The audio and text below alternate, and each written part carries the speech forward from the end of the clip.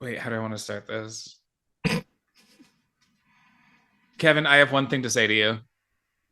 But Stop eating my sesame cake.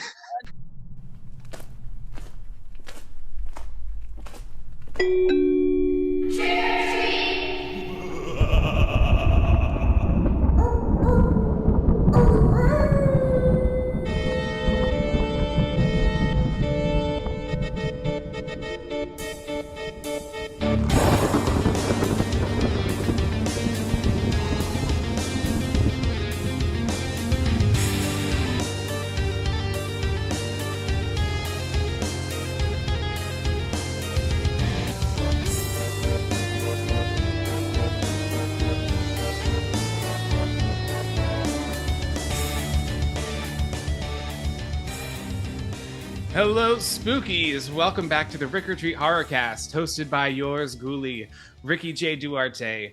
I'm back with another episode of Animal Attack Month. This week's guest is quite an animal himself. Welcome back to the pod, filmmaker, horror aficionado, podcaster, and friend of the pod, Kevin Lane. hello. Hey, It's uh it's lovely to be back. I'm excited. I'm really excited about the movie we're talking. Really excited. Like I even thought about because you don't do video on your podcast 'cause it's a podcast, but like when you get a YouTube channel or something, I have every single toy that they released for this particular movie. I don't know if you're building up to some big reveal of what the movie is, so I'm not saying the title, but I have all the toys still neatly in their packaging from this particular film. Nobody has the toys that I've ever seen from this movie, but I have all of them. that's Every incredible. We're not this it's no secret. We're talking about Congo today. Week Yes. week 2 of Animal Attack. Actually, Kevin, this whole Animal Attack month is your fault because months and months ago when we first started talking about a collab, and for listeners, if you're not familiar with my guest this week, Kevin Lane is the host of Spill Your Guts. It's another podcast. He does interviews with incredible, wonderful talent. And this is our third collaboration. If you want to know Kevin's life history, listen to the Fright Night episode from a couple of months ago because we have a great conversation about where Kevin comes from and his work in film. And I talked about my life history. Oh my God. That's so pretentious. no, We're there to talk about Fright Night, and I'm like, well, we need to go back to when I was 7. It all starts there. Like, oh well, we man. did talk about how you got started in the arts and how you got started in Right. film, which is part of your life. So, but anyway, we were talking about movies to discuss, and Congo came up, and I thought, oh wow, I haven't seen that movie in years. I loved that movie, and we'll talk about my obsession with it when I was a child. So then it inspired me to do a whole month of Animal Attack movies. What other animal attack movies have you? You did Deep Blue Sea, if I'm not Deep Blue Sea mistaken. was last Yeah. week. I feel like I like to let every week be kind of a surprise when the Oh, episode this drops. is this the second one then? This is week 2 of Animal Attack. Yeah. Got it. Oh, okay, okay. So you've only done one so far. Right. Yeah. Kevin, why don't you take just a moment and kind of refresh listeners on Spill Your Guts? Yeah. So it's a deep, sort of deep dive. I feel like that expression's kind of. Is it? Can you still say that expression and have it not sound lame? It's a No, deep. it is, especially with your pod. It's fitting because it It actually is is a deep because it dive. is because like the only thing I'm like sort of trying to find. I keep trying to find another way to describe it because I feel like that term deep dive is sort of overused. So I'm like extensive, but I'm like it's because we get real. I guess I should actually say what it is, though. I'm being really vague here. I'm really jacked up on coffee right now. I have to be clear about that. We have directors, actors, primarily that are mostly known for working in genre. They may be people who've done lots of different things, but have some kind of significant genre output. We start from like sort of the beginnings of their career and work all the way through to where they're at now. Which usually means like we sort of touch on any significant. It's different. When we have someone on, like we've had people like Jeffrey Combs or Dee Wallace or Adrian Barbeau, and these people with these extensive bodies of work, and you can't talk about every movie. It'd be the longest fucking podcast in history if we did that. So we just kind of try to hit the highlights, but it's also like the challenge, of course, is these are a lot of these guests that have been fortunate enough to get to sort of dupe into doing the show. A lot of people know kind of about the stuff they're talking about because they're people. You know, when you're talking to Adrian Barbeau, it's like, well, how do you talk about The Fog or Swamp Thing or these really iconic genre films in a way that's not been heard 100 times on Blu-ray special features and at cons and stuff like that. So we do a hell of a lot of research to try and kind of circumnavigate around the old stories that we've all heard about these people and on these productions and find a new perspective. And generally, I find the best way to do that is to kind of make it more about the guest's personal connection to the project that we're talking about and less about just set anecdotes or what was it like working with so and so. Like, it tends to be more about how it sort of lands in that part of their life and how it's sort of influenced their career moving forward. Or we have something cool coming up, so we're doing like it's our first time doing something like this. We're doing like an event, I guess you'd call it, an audio event. It's not like an in-person event where we're doing like a week long kind of retrospective, all leading up to a big group interview with the stars and the director of the new film of a particular beloved genre franchise, where every day for that week leading up to, so it'll be Monday, Tuesday, Wednesday, and then Thursday's the big, no, Sunday, Monday, Tuesday, Wednesday, and then Thursday's the big drop. But every day leading up to the big drop is a one-on-one interview with one of the cast members and then the director, and then a big group talk with the cast and the director all together about the new film that's coming out in this particular series. So that's a lot of work because usually you drop one a week. In this particular instance, we're dropping 5 new episodes in 1 week. So it's my editors were really pumped about that. Is it The Exorcist? No. So anyway, yeah, we have that coming, and then last weekend we went to a cool horror convention called Shockstock. And yeah, that looked great. Tell me all about it. yeah, it was fun. It's a very like it's very community. Like I've been to a lot of conventions. I go to a lot of different ones for the show, and prior to doing the show just for fun. I'm not really super convention-y because I won't pay someone to take a picture with them. I think it's I get why some people enjoy that experience, but to me, there's something about that that's sort of, I don't know. It just doesn't quite. It's you're. I feel like for me, I feel like this makes me sound like a dick, but I feel like it's not real. Like, that person is just being paid to like smile and take a picture. Like, to me at that point, they might as well be like a cardboard cutout of that person. It's the same experience. So, so I just won't. To me, it's if I can get to meet someone that I admire, a filmmaker or an actor or something, like, I want it to be like over a cup of coffee or a drink or something. And yeah, I think you and I there are certain people that I would pay to meet. I still haven't met Cassandra Peterson, and she's my everything. So like, she's coming to Connecticut HorrorCon in September. I'm probably going to go up there because I have this massive, huge, like the size of a wall poster from the French release of Mistress of the Dark, and it's like this anyway. I want her to sign that, so there are a couple people that I would pay to see, but like, I'm a waiter in New York City, right? I wait on celebrities all the time, and I don't get excited about it because I don't feel like I'm meeting them. I am bringing them food. Like, if if I'm going to meet an actor that I really admire, I don't want it to be in that setting. So I don't geek out or anything when I have, when I wait on someone famous. I would much rather have it be a more personal interaction. No matter who it was, though? Like, do you think there is a few people that if you waited on them, you'd be like, oh my God, it's so-and-so? I don't think I've ever... Like, what if Glenn Close came in and you were server? You don't think you'd be like, holy shit, it's Glenn Close?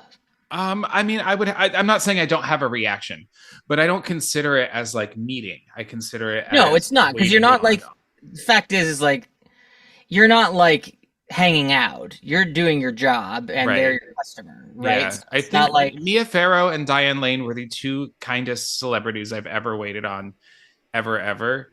Wait, they were there together? No, God, no.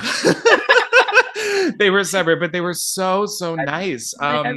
Matt Dillon was probably the unfriendliest, and by unfriendly, I don't mean like he was rude. He was actively rude. Oh, was he? Yeah. I don't know if I should put that on the podcast or not, but anyway, I mean, are you going to be asking him to do your show anytime I soon? don't Like, think he listens to the show.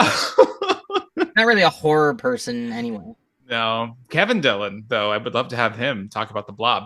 Regardless, Right. I'm kind of with you to an extent on what you're saying, but for me, You know going what it to is? It's different. It's also because I work in exactly like film I'm an business. actor, you're a director. It's a different, Yeah, you know, like I did a film with Dee Wallace and William Sadler and Tom Atkins and Michael Trucco, a bunch of people that people would go to see at a con, and so it to me it would be like it's kind of there's a bit of a demystification for me of celebrity in general because I've been working in show business since I was like 19, and at the beginning of my career when I was doing just stuff on set, they weren't my productions, but I worked on a lot of bigger shows and met a lot of big name people, and um I just that thing for me, unless it's someone I'm particularly fond of, mm. in which case I'll still get that tingle of like, oh my gosh, it's so and so, but otherwise I don't care. For me, it's more the waiting in line. If I'm going to spend money to get into a con, Oh and no, I'm not doing that. if it's in Yeah. Connecticut, I'm going to have to pay for lodging, or I'm Oh yeah, I'm also I'm I'm enough of a sort of a what's the word cunt that I'm like I'm standing there and I'm like, ugh, I'm not doing this. Like I mean, for someone like Elvira, it's is it going to be like a 5 hour line? Like that's my whole day. Like I like to shop at conventions. I like to meet other fans. I that's like my to. favorite thing to do at Now I'm at cons. a point where like I'm going to be pushing my show, Yeah, yeah, so yeah. wearing the t-shirt, passing out stickers. Yeah, my favorite thing to do is just shop. I just Yeah, that like I just go there it's and dangerous. It's I'm like, so dangerous. ooh. Yeah, yeah, Yeah, but and my yeah, husband's always like, "Where the fuck are we gonna put any of this?" right. Because we have too much. I Like, also I got this like, Rick, you would lose your mind. I got this like, it's huge. It's from Demonic Toys. It's a baby Oopsie, the little baby from Demonic Toys. It's like full size. It talks. Its eyes glow. It's a ridiculous expensive item, and I got one, and it's massive. And my husband was like, where do you think we're going to keep putting all of the? You have like a billion like of these naked. Like I have so much of this shit, and now it's gotten to the point where like it looks like fucking hoarders right. up in this place. Like Yeah. it's I have to. And my husband's like, "Why don't you sell some of this stuff you don't care about?" I'm like, "Because it'll be that thing where in like 6 months I'll be like, oh, I have that. Oh no, I don't. I sold it." Right. So I think we have no choice. We're just gonna buy a bigger house. Great. Yeah, Yeah. to fit all of your toys. The problem is I'll have to sell the really valuable ones to be able To to buy a get house. it. Yeah. Yeah, so it's I bad. did wait. I waited. John Waters was a cool. He went to a He's book awesome. signing and he was nice. But here's my thing. I used to when I would go to book signings or anything, I always felt like I had to come up with something so impactful to tell this person that it would change the course of their life. And it's just like why like it's now I'm kind of like all right, I'm going to just say thank you, I enjoy your work, I'm an actor, and I don't have to like come up with some, because it just comes off as like a Hallmark card sentiment, right? But I I did remember tell him a like story and he called me sick, which was kind of like being what knighted. not like broy like that's sick. Like you're No, like you're a disgusting human being, okay, so like getting that from that's John John Warner. Waters, Yeah. yeah, that was a blessing. I mean, I remember learning kind of like at a certain point, particularly when you're dealing with like horror personalities who meet some pretty strange people, that like I remember having this thing. This is the first time I was gonna meet like a horror person that was someone I admired. I remember thinking like I can't say something like I'm a big fan of your work or something like that. I was like I need a different way to say that. And so I was trying to think of other ways that you can say like I'm a fan that wouldn't sound sort of like you're like sitting at home like with headshots of them all over you and being like, oh, I love this person, like and the fact is like no matter how you say it, that person has heard it, so you might as well just be like I'm a big fan, Right. because any variation or deviation of that, they've some other asshole like me has thought they were clever by saying it that way and they've Yeah. heard that. So Yeah. Well, and the thing is, like, at a convention, I would hope for the most part that, and I would think that they know what they're in for. Was it Yeah. Mark Oh, Patton? totally. I think, is it Mark Patton? I think he says, if you're going to be a whore, be a good whore. Like, don't be grumpy. Yeah. Like, be embracing of these people. They really, you do mean a lot to them. Well, I think the trick of it too is like it's not about what you say or how you say it. The trick is to not be to overthink it and to just show your enthusiasm for a person's work. And if that person is not shitty, and hopefully they're not if they're at a convention and they've agreed to do that and they're making money. So that's Yeah, something people to remember. It's not like they're doing it out of the goodness of their heart. And in some cases they're making good money to be there. So and they've already made their money off the fact that they were in whatever the things are, and you've bought the DVD and then the Blu-ray and then the 13 different action figures of them and all that shit. Like they've already probably made money off of you. So the hope is that like you just go and you be yourself and you let them see your enthusiasm for their work and that they'll be receptive to that energy. That think yeah, that and the good convention guests are. Like I've definitely encountered people that I would say are good people to meet at conventions and people that I even in some cases know personally that are very nice people, but they don't do as well in the convention setting. They get really tired a couple hours in, and I'm like, if you're gonna go meet that person, go to the beginning of the day because by sure. the afternoon they're gonna be fucking grouchy. So particularly, I find that's the case with older people Mm. for Yeah, obvious. sure. I remember going to a con last year, and Robert England was there, and one they were charging and Robert doesn't decide this so it's not like he's a prick or something, but they were charging a gross amount of money for his autograph. Like I couldn't believe how much they were charging, and it was just such like a conveyor belt. It was like a person would go up, he'd sign it, and then there'd be like a little handler there'd be like next, next, next, next, and I was Yeah, like, these people are spending so much money and they're getting zero interaction. yeah. To me, I'm just like, fuck that. I know No, I'm not. yeah, it's I think it's also as an actor who, is spent years and years drunk and now I'm sober and actually starting to book stuff. It's also a little bit of a hope of like, I want to work with someone like this one day. So, Yeah, yeah, yeah, yeah. um yeah, but all right. Well, so you had a great It time was, at it this was it con. was fun. Yeah, I got to meet Felissa Rose of Sleepaway Camp fame. Love She's her. lovely. She was Yeah. so sweet.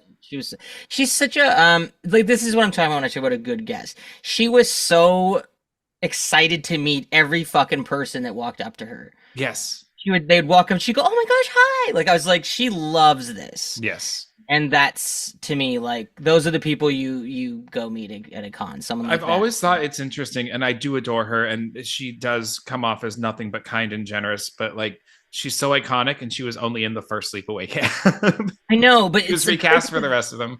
I know, and then you look at her resume, and she's been in so many horror films. Like her Yes. whole career is really horror. There was like this amazing moment. I remember I was standing there and I was talking to like one of the things that happens when you go to conventions a lot is you have colleagues and friends that you see at them, and that's the only place you see them. So it's Yeah. fun because you run into there and you catch up. And so I was catching up with a friend of mine who has a booth there, and I looked over and there was a lady who had just arrived. She was in a wheelchair and she looked like she was in very advanced stages of cancer. She looked very unwell but Felissa knew her. I'm thinking just from conventions, she was clearly a big fan of Felissa's. And when she saw her, she stood up and she ran out from under her and hugged her, and she immediately started to choke up, and Wow. she got everyone in the place to clap for her and greet her, and like she was so and it wasn't like a you know give me attention thing. It was just a really genuine, Yeah. and this woman was like it made her like she was so elated to be getting this attention from someone you could tell she really admires. Yeah. It was a lovely moment. It was one of those things where I'm just like, what a sweet lady. Because sometimes it does happen. You go to meet someone whose work you admire, who you're like, oh, it'd be really cool to meet this person, and they're having, they're tired or they've been having a shitty Well, day, that's or the thing. Like, you read like BuzzFeed articles where it's like, these are 10 bad interactions with celebrities, or this yeah, person's an asshole. And I'm like, no, no, no. This person is a person, yeah, and they don't owe you like a hug. They don't owe no, you like yeah, all kinds, you know what I mean?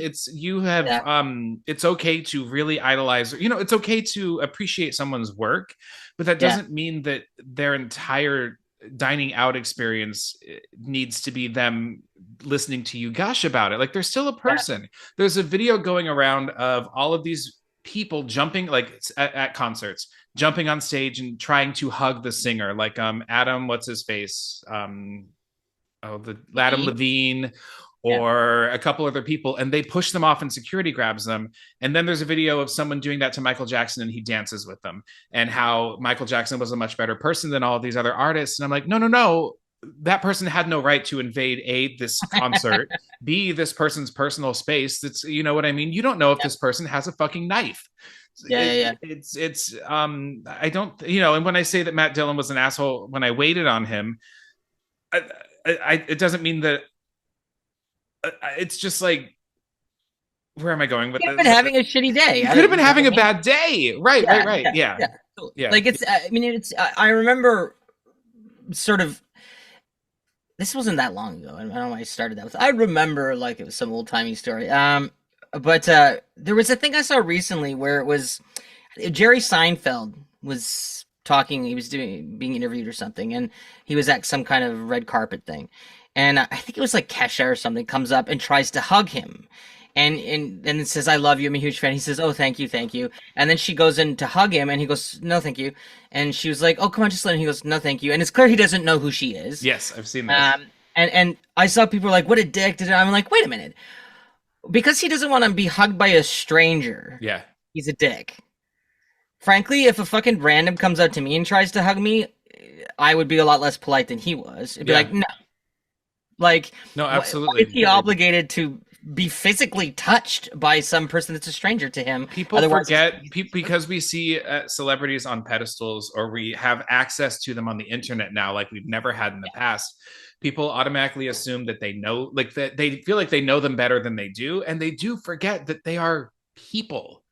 Yeah. Well, and I think it's funny too when you think of I think part of the tremendous downside of the whole kind of social media thing that actors, and particularly actors that are expected to engage in, is like, an older school of actors didn't have to deal with that much stripping away of mystery and mystique. Yeah. And I don't think it's an actor's fate in an actor's favor to have the audience know every fucking detail about them when they see them. Of course not. No. I think all of that just takes away from the ability to create characterizations that people can lose themselves in when they're thinking, "Oh yeah, but didn't they just have they had a baby and they're 64. How do they have a baby at 64? They must have had this and on their phone." It's like, just watch the fucking movie. And I just, to me, it's like why I'm not much of a social media person for that exact reason. I don't care about people's stuff like that. Like occasionally when I'm on like something like Instagram, and I think this is why I've like kind of curated my things like social media profiles, is I keep people on who post about like their work. That's interesting to me. But anyone who's just like, this is picture 7 of them, just some selfie of them just doing mundane things. Those people have long been exodized. Yeah. From my list, because I don't give a shit about that. Yeah. Like I remember when I was younger, I had like all the stuff of like those guys that are like, this is me at the gym, this is me doing this is me doing that, this is me doing this. And now I find that very obnoxious. And just I have had to unfollow a lot of porn stars because it's really fucked with my algorithm. Yeah. It's interesting having 2 accounts, having my personal account and then having the podcast account as well, and seeing like what the differences in recommended accounts, you know what I mean, to follow are. Yeah, the bleed that happens there. Yeah. They're both like a lot of horror on both, obviously, but one of them has a lot more porn. Listeners, in case you haven't noticed, when Kevin and I have an episode together, we talk a lot, but it's always good conversation. I think they call this senseless babbling. Well, too bad. It's my show. They're going to have to listen or not. Kevin, have you watched anything like spooky or scary lately that you loved or that you hated? So as a rule, I usually don't talk much about things I hated because it's not great for business when you interview directors and actors to be shitting on people's movies. Okay, talk about something you loved. Loved Evil Dead, the new one. Loved it. Yeah, great. So good. You texted me after you saw it. I went to a Fangoria preview of it, and fuck, it's good. It's so Yeah, I thought it good. was great. Evil Dead is such a unique franchise to me in that, like, I mean, there's been what 5 movies and a TV show, and none of it is bad. All of it is good. Yeah. Like that, there's not many horror franchises I that can. think the setup of the concept is just, I'm not going to call it vague, but it's open to so much. Like this new film, Yeah, the hello, book, right? use the Necronomicon in different situations, and now you have a whole new way to carry this franchise forward. Like, yes, we love Ash and we've had a lot of fun with Ash, but like we don't have to have him in a movie. I hope he I, comes back I also someday. think it's Sam Raimi and Bruce Campbell and Rob Tappert's like very close eye to each. There's no entry of this film that any of them have been hands off with. They're very Yes. involved in every film, and I think particularly probably Raimi has a strong sense of what ingredients are required for it to feel like an Evil Dead movie, Mhm. and he seems to make sure that those are all in place before he unleashes some very skilled director in the case of the last two directors to make a new film. I think if Bruce is in it, it's Sam's even more. Like he's directed all the Bruce Campbell ones. Sam directed, and then in the show, Sam produced it and directed at least one. I know he did the first episode, but I can't remember if he did any more after that. I think he did. Um, but and then the new one, I think I really liked the last one, which technically I guess is a remake, but I don't really. Yeah. It doesn't really feel like a remake to me. Um, this one is the first one that's kind of completely its own animal, Yes. but I just loved. I thought it was the most unsettling Evil Dead movie. There were some moments that to me were legitimately um, not uncomfortable, but sort of fraught with like me being like, oh, like that's. Right. I think probably too because it was a lot of young people that the violence was being, and not like some bimbet cheerleader or like the jock. Like these are like Kids. kids, Yeah. yeah. But mature kids. I Yeah, I loved loved the the I kids. They were loved the all dynamic of the family. It felt real. It didn't feel saccharine. It didn't feel oh, overwrought. It was just like a day in the life of this family that happens it to go was to funny hell. though when I was watching it, I this is how like this is so cynical of me, but I was like, I know right now some fuckers are gonna be like, oh, it's so woke because Right. the kids are like, one of them I think is they're when you look at that group of young actors, there's a sense of I don't know, just comfort by the filmmakers and the actors of it's like it's not a story about a trans person or like Well, that's the thing. and Like there's a real one of the androgyny. actors who plays one of the children is a trans actor playing a Yeah, trans character, but it's not, I didn't even think it's said at any point. it's not. And that's Yeah. this beautiful, I hope it's a turning point where it's like we can showcase trans people and it doesn't have to be a movie about their trauma, or you know what I mean? It's a part of life. And I'm actually writing an article for this queer publication, just about how mad I am when people say that movie's too woke. Like, horror is woke. It just, like, it's always been, it's subversive, right? It's against kind of the norm. Well, And I think the without getting heroes that we root for most often are the underdog, right? Like, yeah, and I mean without getting into it, the politics of it too much, the way the term woke has been kind of mugged and manipulated into being something other than what it really is supposed to mean is entirely a sort of agenda by some people who want to say that it means something that it doesn't. Sure. To me, it's like when that term I first started to hear it being used, all it meant was like that you're not like a closed-minded shithead who judges people because they're different than you. That's kind of like all woke was being, open and accessible to other people's way of being, way of seeing the world, and but now it's like this thing of like it's almost some people say it like it's a curse word. It's like, But oh, it's so woke. but like here's the thing, yeah. And that's not bad. Like, do you want to be asleep? I it's just they're using it. It's like when they call people snowflakes, like it's gonna hurt my feelings.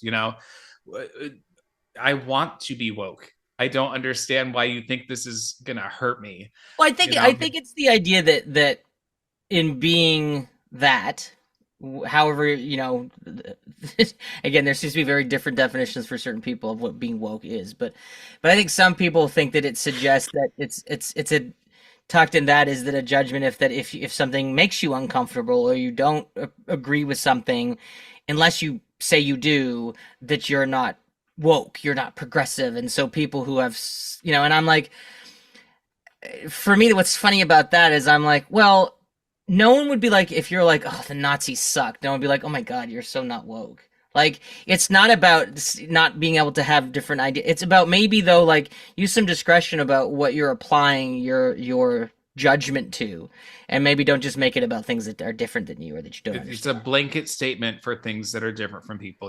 That's a great way to put it. You know Well, what I mean? speaking of woke horror, I watched something recently, and by woke, I mean I watched I binged the remake of Dead Ringers yesterday. It was my day, Yeah, and the Rachel Weisz one. the Rachel Weisz one, Yeah, and I don't think I liked it, honestly. It started really good. I think it's 6 episodes long. I think it could have been 3 episodes, and it would like a have been, mini series kind of a thing. yeah, instead of a full season. Like give it three solid episodes. I was excited for the idea of it. I think Dead Ringers is one of Cronenberg's most interesting films. Hmm. I think it is an incredible performance from Jeremy Irons, two great performances, and Rachel does a remarkable job of playing the twins in this. I Yeah, thought she's it up. was interesting putting them in, giving the role of kind of gynecology or obstetrician, giving birth to children to women in today. It gave it something interesting to say. I just think it got really boring. And then the end did not. There's like an epilogue scene in the credits that for me just kind of screwed everything up. It I've didn't. only seen the first 2 episodes. The first 2 episodes are really solid, and then 3 and 4 are boring, and then 5 and 6 get better, but it never gets as good as the first two. You know what I found with it? I like. I mean, she's awesome. It's a great performance, and it's really well made. Mm-hmm. But I just there was something. It doesn't feel like it's for me. Yeah, I just was like, this isn't. There's not a lot like, and I don't think it's made for me. To be sure. honest, it's one of those things where I think it has a pretty specific demographic. I don't think it's made a show that's been made for mass consumption by any stretch of the imagination. It's not like Lost or something. Like, No, of course not. um, I do feel they made a bold choice of just completely separating it from the Cronenbergness of the original, which I'm yeah, totally fine with. I just yeah, think make that it your own for sure. there wasn't a lot interesting, like there wasn't a lot of interesting content to replace that with. Well, I also think it's like I remember watching in the second episode. I think it was when they go to that like dinner party kind of thing. Great, right? I love a dinner scene that can be like when you have anytime you have more than three people talking to each other and it's Yeah. interesting, especially at a dinner table, impresses me. Well, I remember watching that scene and being like, I know this was the point, so they succeeded. But I was like, what a horrible, insufferable group of people this Right. is. Yeah. Like the most obnoxious. And great casting, Oh truly yeah, the great cast is casting fantastic. all around. Yeah, everyone. It's just when I heard it was coming, I was very excited. I thought it was an interesting take on the source material. I've never read the novel, the book Twins. I guess it just kind of started strong and then faltered for me. You watch Yellow Jackets? So I'm about halfway through season 2. Season 2 is not grabbing me as much as season 1 did. Season 1 was so interesting. Yeah, I'm only behind by one episode, but I was a little bit annoyed with them for doing the same thing that Lost did, where it's kind of like all of a sudden because they need more characters, it was just like, oh well, there was extras in season one, so we're just featuring them more now so that we have Sure. more actors, basically ostensibly to kill. But spoiler alert, in episode 5, there's a particular scene that's supposed to really like land, and for me, I was just like, no, Got it. mm-mm. Yeah, it was Well, just one of those moments where you're like, no, I will don't have catch that. up. I'm just so behind because I just moved, and Right. know, I did see Renfield and I adored it. I really loved Renfield, and I wish that I can't believe it bombed as bad as it did. I kind of wish No, it did terribly. Oh my they should have god. released it in October. I think it would have thrived in October. It's got such a gothic, spooky feel to it, and I just was shocked at truly how badly it did. yeah, I was too. I think it's one of Nicolas Cage's best performances, and he's an acquired taste. He's not for I everybody, love and I him. understand why. I think he is one of the finest actors of our time. He's just in a genre all his own, you know? He's fantastic. He's like a Christopher Walken. He's just like there's only one of him. There's no other Yes. thing like him. It's just the one. Yeah. Yeah, I thought I always love Aquafina. I really do. And Nicholas Holt was terrific. You could, I mean, He's charming, the isn't way he? that they injected, have you seen it? Have you seen the movie? I haven't seen it yet. No, no, I haven't They seen it. do such a great job of establishing the universal monster universe, right? And tying this into it. And I thought that was brilliant. It really worries me. Uh, the level of gore and kind of blood and guts in this movie is so over the top, and it kind of reminded me of an 80s vibe of just limb hacking and over the top blood and gore. And it worries me that because it bombed so much, they're going to think that nobody cares about the universal monster world, and B, that taking a chance on such an over the top bloody gory movie didn't pay off. And and the advertising was great. It was marketed everywhere in New York. I don't Yeah, understand where it went wrong.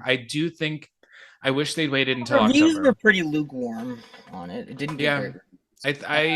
I guess for me, it's like for someone who adores, I mean, I named my cat Renfield for Christ's sake, Yeah, but so I was excited from the start. The look of it feels tailor fit to me. It's got this great spooky aura, lighting and color choice, palette. Everything's just very much up my alley.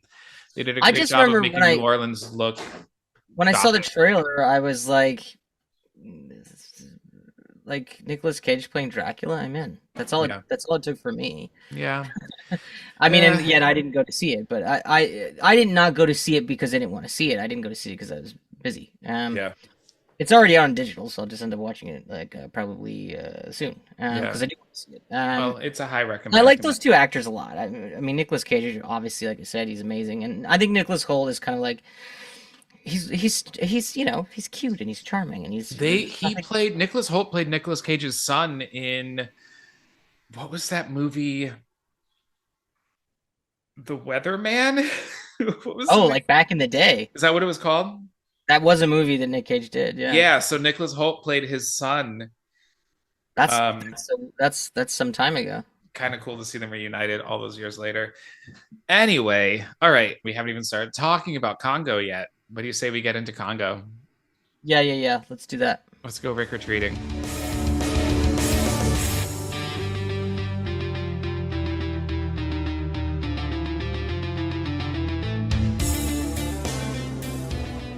Kevin, I have one thing to say to you. But Stop eating my sesame cake. do you know how many times I've said that over the years? It's like I say it.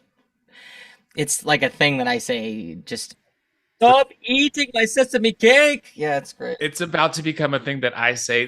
My thing about Congo. When this movie came out, 1995, I guess I was 9 years old. And this movie was a huge intro to horror for me. And I didn't even realize it. Can I tell you a secret, Kevin? Yeah. I had not seen this movie since I was 9 years old. I God, I've know. seen it so many times. It was instilled in me at such a young age. I begged my mom to take me to see it, and she obliged. And we almost had to walk out as soon as Bruce Campbell picks up that eyeball. I, And I'm so glad she didn't make us leave. It was hugely impactful. I owned one of the Taco Bell Congo watches. yeah, They had like a partnership with Taco Bell. First off, it's weirdly just like showcased in the movie. Um, and then they had a whole campaign. They had the volcano burrito as well at Taco Bell advertising this film. So as I was watching it, I didn't realize how stacked this cast was. Wait, are you holding one? You have a Taco Bell Congo? That's so cool. Which one do you have? Which one is it? I have to check. It's I haven't. Let me. Oh, these are I on my. had I had the one that looks like that box with like Amy's face, like half of Amy's face on it. Yeah, this one is. This one is. Oh, it's like the eye. Oh, okay. All right. Oh, that's pretty cool. Man, that's amazing. We started talking about it. I was like, I have one right above I me. have them right here. So I knew because this movie is starting to come up in conversation here and there. So I knew Tim Curry and I knew Laura Linney. I didn't realize Bruce Campbell was in this movie. I didn't realize this movie was directed Dude, by Frank okay, so Marshall. this is like one of my. So when I watched it again to for us to talk about it, did you notice how fucking crazy this whole movie is in terms of just being stacked with great character actors? Every Yes, little part is a cool character actor. Ernie Hudson, first off, is Amazing. incredibly handsome in this movie. His Second off, dashing too. Love me so those. dashing. He said this was his favorite character that he's ever played. I don't doubt it. Can you could I mean it's such a fun fucking part and And he's a so role that he like his involvement with Ghostbusters, his character was supposed to be a lot bigger and they cut him down. yeah, because And that was he's a bunch of racist shit is what that yes, was. he's always resented that. So like for him to get to play this cool like borderline Indiana Jones type, just like a mercenary who just knows his shit, and it's such a cool role. And I'm a great white hunter, though I happen to be black. Yeah, he's great in it. He's so good. well, and then it's like, then you've got like we talked about Tim Curry, but then you've got like in little roles, you got like James Caan from Return of the Living Dead has one scene where he's like a One professor. scene, Yeah, yeah. yeah, yeah. And it's like Oh, John who's Joe Pantoliano from Matrix and all their stuff yeah? plays. He's the one who's stamping their visas, right? Yeah, he's hilarious. Yeah. He's Why great. is he in it? And then who's the guy who plays the like the soldier or the Delroy Lindo, the great Delroy Lindo plays the guy that stop eating my sesame cake. That's yeah, man, he's so good. Oscar One nominee. I didn't one want to. scene. I did not realize that this movie was written by John Patrick Shanley. Yep. Like Oscar winner. This guy wrote Moonstruck, which in my opinion is a perfect screenplay. I love The Moonstruck. whole thing about Congo, when you look at it, is like it is a very talented group of people, not just the cast. Like it's Michael Crichton's novel Yeah. coming right out of Jurassic Park, and the Jurassic Park thing is something we'll get into more because there's a Yeah. huge correlation between this movie's existence and Jurassic Park. But then you look at like Frank Marshall, like Kennedy, all these people who are involved. Like there's a real pedigree behind this movie to Stan Winston's effects work. Like this is not a movie with a slummy, anything. Not at all. And I gotta say, I'm just gonna get it out of the way. I love the movie. The movie's not great. Yes, it is. I knew this was gonna happen. By it with all of this talent and being the follow up to Jurassic Park, right? It I think it feels like it should have been something different than what it became, and that doesn't mean that I don't like it or that I don't enjoy it. I feel like there is potential in this film to have been something different, and it just didn't land. I think my favorite description I ever heard for this, Roger Ebert, when he reviewed this movie, had a great way of sort of describing why this movie works for me and why it worked for him. Was that is it a good movie in the context of like the way we judge other movies of this pedigree cut that come out of Hollywood?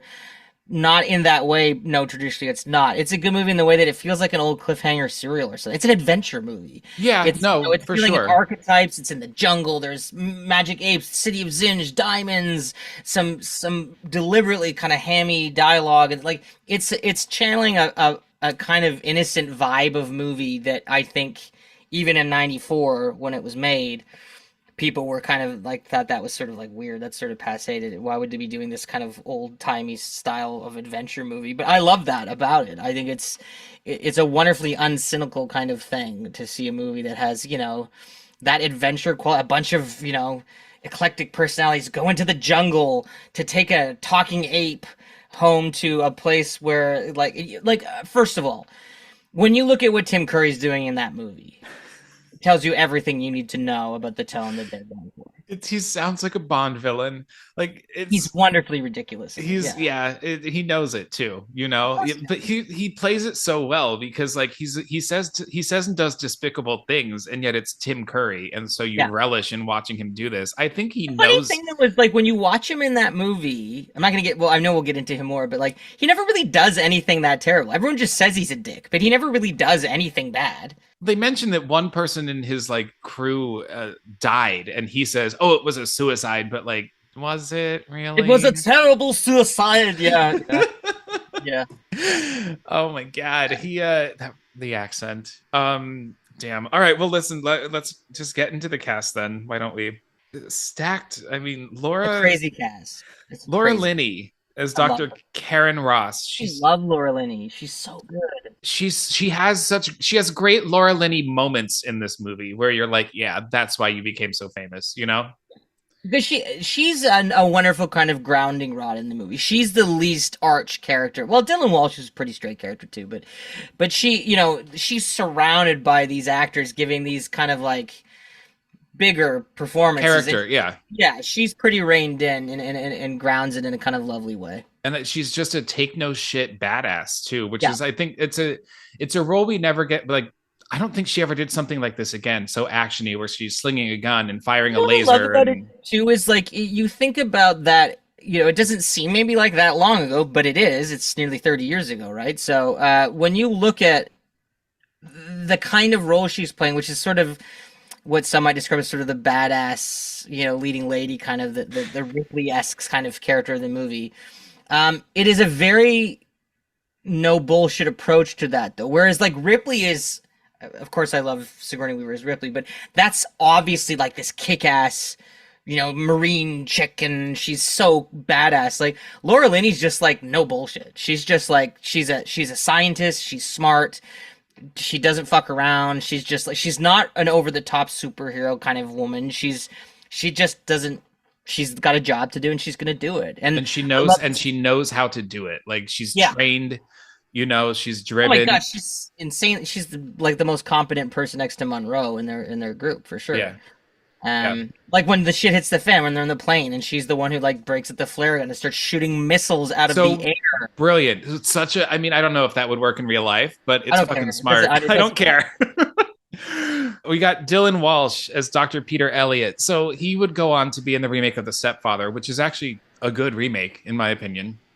But and Nip Tuck was, of course, his big. Sure, but man, he plays a weenie in this movie. Like, I like. There's something sweet about him. Yeah, and Amy are quite sweet, and I like that. Yes, and also he's borderline too whiny. Bruce went up for that role, and Marshall decided not to put Bruce in that role and give Bruce the tiny little part and put Dylan Walsh in. But Bruce had, I think, read for that part. That's really interesting to me, and it would have been a very different movie. And when I say that Peter is like a weenie, I don't necessarily need him to be a big, strong, tough guy hero. Like I think that's what he should be. Yeah, because he's a zoologist. He's in out of his league. Like that. He has a great moment where he says to Monroe, he says, I'm not fucking James Bond. Like this is not. I can't do all of this. Mm-hmm. There's missiles and there's crazy shit. Like this is not my world. Like if we're watching Temple of Doom as Congo, he is the Kate Capshaw of this movie. Anything goes. Yeah, which I love. Right. Again, it's like something great about, in a movie with a like if you look at who the heroes and the leads are, I would say arguably Laura Linney's kind of the main character. Her and Dylan are kind of switch off, but she's definitely the stronger character of the two. Yeah. She's got the biggest reason to be there. She's got the most to lose. The stakes are biggest for her. Yeah. Oh, for sure. Right, because she's trying to find her ex-fiance, and and it's her job. And then I mean, of course, the stakes are big for everyone because Dylan's like, Amy is like, we're gonna get into Amy hardcore at some point. I'm guessing this conversation. Yes, right? We are. Okay, like to me, that's the most important character in the whole movie. So him as her kind of guardian, that's an important relationship in the film. But I also love that Ernie Hudson's character, the Monroe character, there's a line where he says, I'm take the kind of captain of the ship here, and I should be carrying luggage on my head so they don't get it.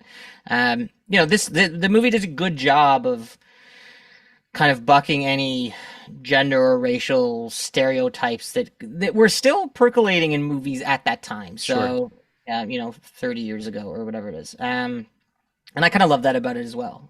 I like that it showcases the danger not only from the Congo as a jungle, but the area and the region of the world itself. Yeah. Right. Yeah, it's not there's just innate racism going on in that part, and there's danger and there's revolt and there's a coup d'etat happening the day they arrive, and that also kind of sets the scene for like what from the moment they get there, they're in danger. And in the beginning, it's political unrest, and of course, it gets even more insidious than that when they get it to Zinj and things, get sort of a little more mythological. The whole movie is kind of this Heart of Darkness story, right? Like they're going down the river, just like they meet this ghost tribe, and like they're going into this kind of netherworld, and it is that kind of story, which I love those kinds of stories. I think for me, it feels like there are a couple different movies happening in here that the movie was advertised differently than I think it actually turned out, and when it becomes what it becomes in the mine at the end, it feels so out of place with what the movie has set up, and yet I relish that moment. Like it's the best part of the movie. Yeah. So Ernie Hudson, Captain Monroe Kelly, we already talked about what a great role this is, how good he is in it. Like he gets to shine.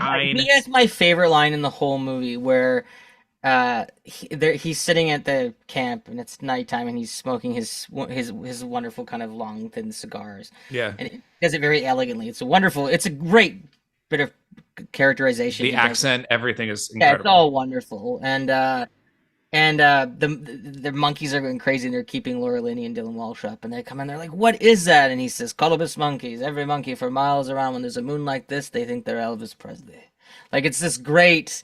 It has this old school Bogarty romanticism about, even the way he says Elvis Presley. Like it's a great performance in that it is a bit. It's right on the line of something camp, but doesn't ever go into that place. I always believe that guy. He's a character where I'm like, I like spin-off or something. Like I want more adventures with Monroe. Like that dude could have plenty other adventures that would be great to me to see more of. Totally. That won't happen. No, unfortunately not. He's up in a hot air balloon somewhere. Yeah. Tim Curry as Herkimer Homolka. He is an Eastern European scoundrel who's like a treasure hunter, basically, right? It's such a crazy performance. It really is. It's perfect. I mean, I would never in a million years want to see anybody but him play this role. He adds so much fuel to this movie. And it's funny, watching it again, like, I mean, I've seen this movie many times, but one of the things I noticed was, as kind of absurd as the character of Herkimer Homolka is, I mean, start with the name if you want to look at how crazy that character is. And they breaking free of the shackles of Ceausescu, and you're like going around doing good. Like it's just this. It's amazingly ridiculous. But there's parts where Tim Curry brings real conviction to certain moments. Yeah, because he's Tim Curry. Yeah, like where you see that this quest for this diamond mine, like, really is really important to him and what his life has been about. And he kind of drops the silliness of Herkimer in a couple moments where he says it's not fake, and he kind of loses his temper about people saying Monroe going, it doesn't exist. And he kind of loses his cool and says it does exist. Like Curry, if you watch him throughout that performance, he's having fun with it a lot of the time. But there's a few moments where he kind of drops that and really brings conviction to the character. And I think that level of nuance is why that character is both fun, but also doesn't feel overly ridiculous or feel like just, sort of like, oh, too much, too over the top. It's an endlessly fun performance to just watch too. I mean, I can't even talk about the scene with Delroy Lindo without smiling. Like when he hits him with the little thing is, "What are you doing in my country, you big bag of shit?" There's many people where he goes like, Tim Curry, "Captain, please!" Like that scene is perfection. Yeah, he doesn't. He's not stealing scenes from anybody. he's just doing a fucking great job of keeping your attention. Well, and again, it's that thing of like they're going back to this era of cinema that's sort of these cliffhanger serial style kind of a bunch of your great white hero like Monroe talks about that style of thing where a bunch of characters, wacky people, go into the jungle to find a diamond mine or some kind of thing. He's one of the personalities you would have seen in a movie like that. Is some bizarre character who has a bit of a mustache twirly kind of villainous bent to him, and he's secretly scheming something. He fulfills that. You need that character, and who better to do that than Tim Curry? Sure. Grant Heslov is Richard, who he's like a face you've seen before, but you don't know where you've seen him. Also a huge producer now. Oh, really? He's George Clooney's business partner. I didn't know that. Wow. I believe, if I'm not mistaken, he has an Oscar too. Really? Yeah, Wow. For his work as a producer. Yeah, he was in a bunch of movies as an actor in the 90s. And then his career shifted over to producing. Sure. And so he's kind of a heavyweight now, but behind the scenes rather than in front. Jordan Baker is R.B. Travis, who just plays a monster. And who doesn't like Jordan Baker? He's always, anytime he pops up into something, I'm always pleased because he's just fun to watch. Smashing I love how unapologetically. And then he turns to her, he's like, "Put that out, please." It's like, you put it out, dickhead. Like, he's such an asshole. Yeah, it's great. That's again, there's no nuance to that guy being a dick, and there shouldn't be for the style of movie that this is. No, like it shouldn't be like a grounded villain. I want to see a big screaming, like he's frothing at the mouth for most. It's so gratuitous how much he doesn't give a shit about the death of his own son. His son, I know. Yeah, yeah. It's so great. All right, so as mentioned, directed by Frank Marshall, based on the book Congo by Michael Crichton, which Jurassic Park was such a huge hit, it immediately put Crichton in the Hollywood lane of like, what is next from you? So they picked Congo, which I have not read this book. I did speak. I spoke to a friend who has read it, and she was not a fan of it. I love it. Yeah. Okay. It's great. I love this. See, the thing for me is like, I love these kinds of movies. I love going into the jungle adventure stuff. I love anything like that. Maybe not like not the newest one, but the last Indiana Jones, if you classify that as an adventure movie, which I guess you did. That's like, I didn't love that one, but the monkeys in that sucked. The monkeys in Congo were much more realistic than the monkeys in that. Yeah. They were terrible. Oh my God. Bad. But I love that. I love that that's your complaint about it when everybody else complains about the refrigerator and the atom bomb or the aliens. Like, you're upset about the monkeys. Well, there's this protracted monkey scene where I'm like, these monkeys look less realistic than the ones from Jumanji in like 93 or whatever. Yeah. Like, they're terribly done. And those Jumanji monkeys are going to come up soon in a minute when we talk about special effects here. And that thing too is like, there's a random movie. You were born in what, the 80s? Yeah. Right? Late 80s or early 80s? 86. 86. Okay, so you're pretty close to my age. There's a movie that came out in 84, I want to say. I could be wrong, but I think it's 84. And it's called Baby the Lost Legend. Oh, I had it on VHS. Yeah. I was obsessed with that movie. A little baby dinosaur. Yeah, that's right. That's right. Yeah. Nobody knows this movie. Because we bought it for like, I believe it's William Katt and Sean Young are the humans in it. Yeah, we got it at Costco, and I think it was between buying that on VHS. Maybe it might have also been Congo, but it was in a giant bin of VHS tapes. And my mom, whatever movie I wanted, my mom said, "No, we have to get this movie because it looks like it's for children." And then we watched it, and it's not as child friendly. I think there's some bad language in it that just kind of isolates it away from being children, but not quite for adults. What's that 80s version of a kids movie, right? They were a little harder than they are now. I can't believe you know this movie. I loved it. When I was a kid, I saw it over and over and over and over. And it was, again, it's this jungle adventure kind of movie. It's a mystical creature or mythological creature, in this case, an extinct creature in the jungle. And there's just something about how kind of, there's a romantic quality to me about those kind of adventure stories that feels very timeless and classic. And I as a kid growing up, like, I liked that. I liked Tarzan, I liked all that stuff. Yeah. There's lots of reasons to like Tarzan. Okay. Did you see the new one? Skarsgård in a loincloth? Oh, I missed it. I haven't seen it. I'll take it. The loincloth, I mean, away. You Right. don't need Sure. that. I gotcha. Anywho, yeah, the book is, the movie's pretty faithful too. There's not a ton of diversion. Obviously, with a book, there's more, Yeah. but it's a pretty loyal adaptation. The biggest difference, frankly, is the conclusion. In the book, the showdown with the bad guys, the gorillas, plays out quite differently. Okay. And I think it's just the limitations of effects and stuff, and Yeah. that didn't allow them to do it the way it was written in the book. Right. Right. Right. Well, you know what? Let's get into the effects a little bit. Stan Winston, right, who had Yes, worked on Jurassic Park, legend.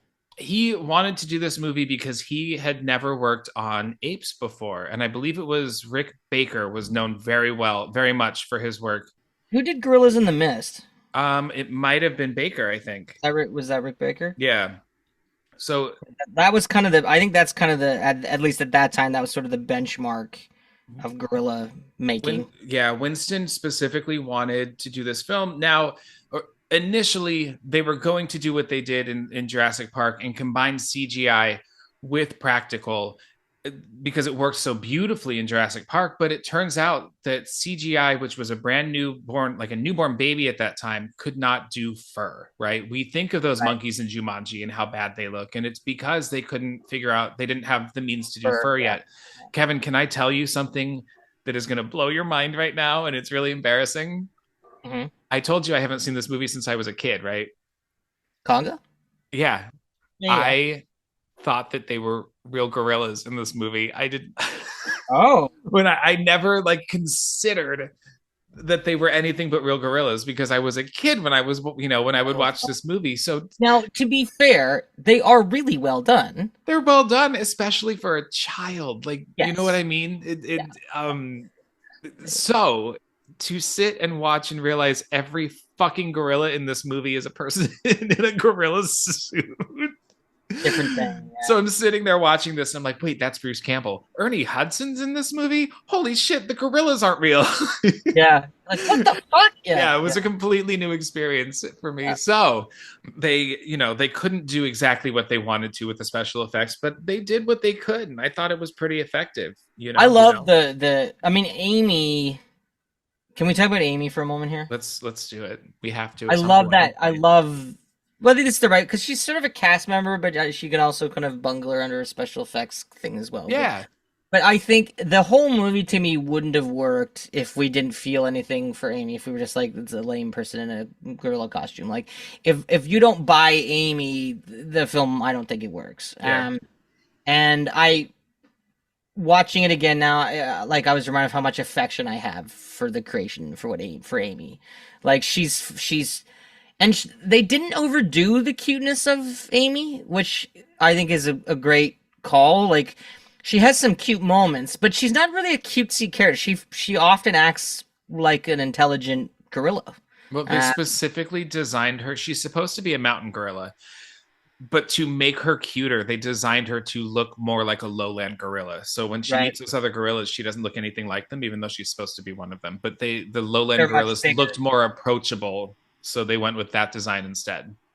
Which Winston says he regrets. Oh, really? Yeah. I mean, whatever. He can regret that. I think it works. I like it. I mean, there's so many, like, that gorilla has some very quotable lines, like, Amy, want green drop, drink. Amy, want green drop, drink. I say that all the time to my husband when I'm, like, at the end of a shitty day, like, particularly on, like, a Friday, I'll be like, Kevin wants green drop, drink. That's so funny. Like, it's always stayed with me. I love the part where Amy goes up to the cooler and there's a big fucking frog sitting on it and she's like, oof, oof, and trying to get the frog off, and then she's just very cavalier, just lifts the lid. It's a very catty moment from Amy. She's like, whatever, and she just knocks this frog off the lid of the cooler. It's a great character, and I think but it also at the same time when shit hits the fan, the gorilla freaks out. It's not like a superhero or something. No, right. Like, I will tell you, in preparation for this episode, I did not realize how many people fucking hate Amy. Like there's They so do? much hatred toward her, saying that without her the movie would have been much better.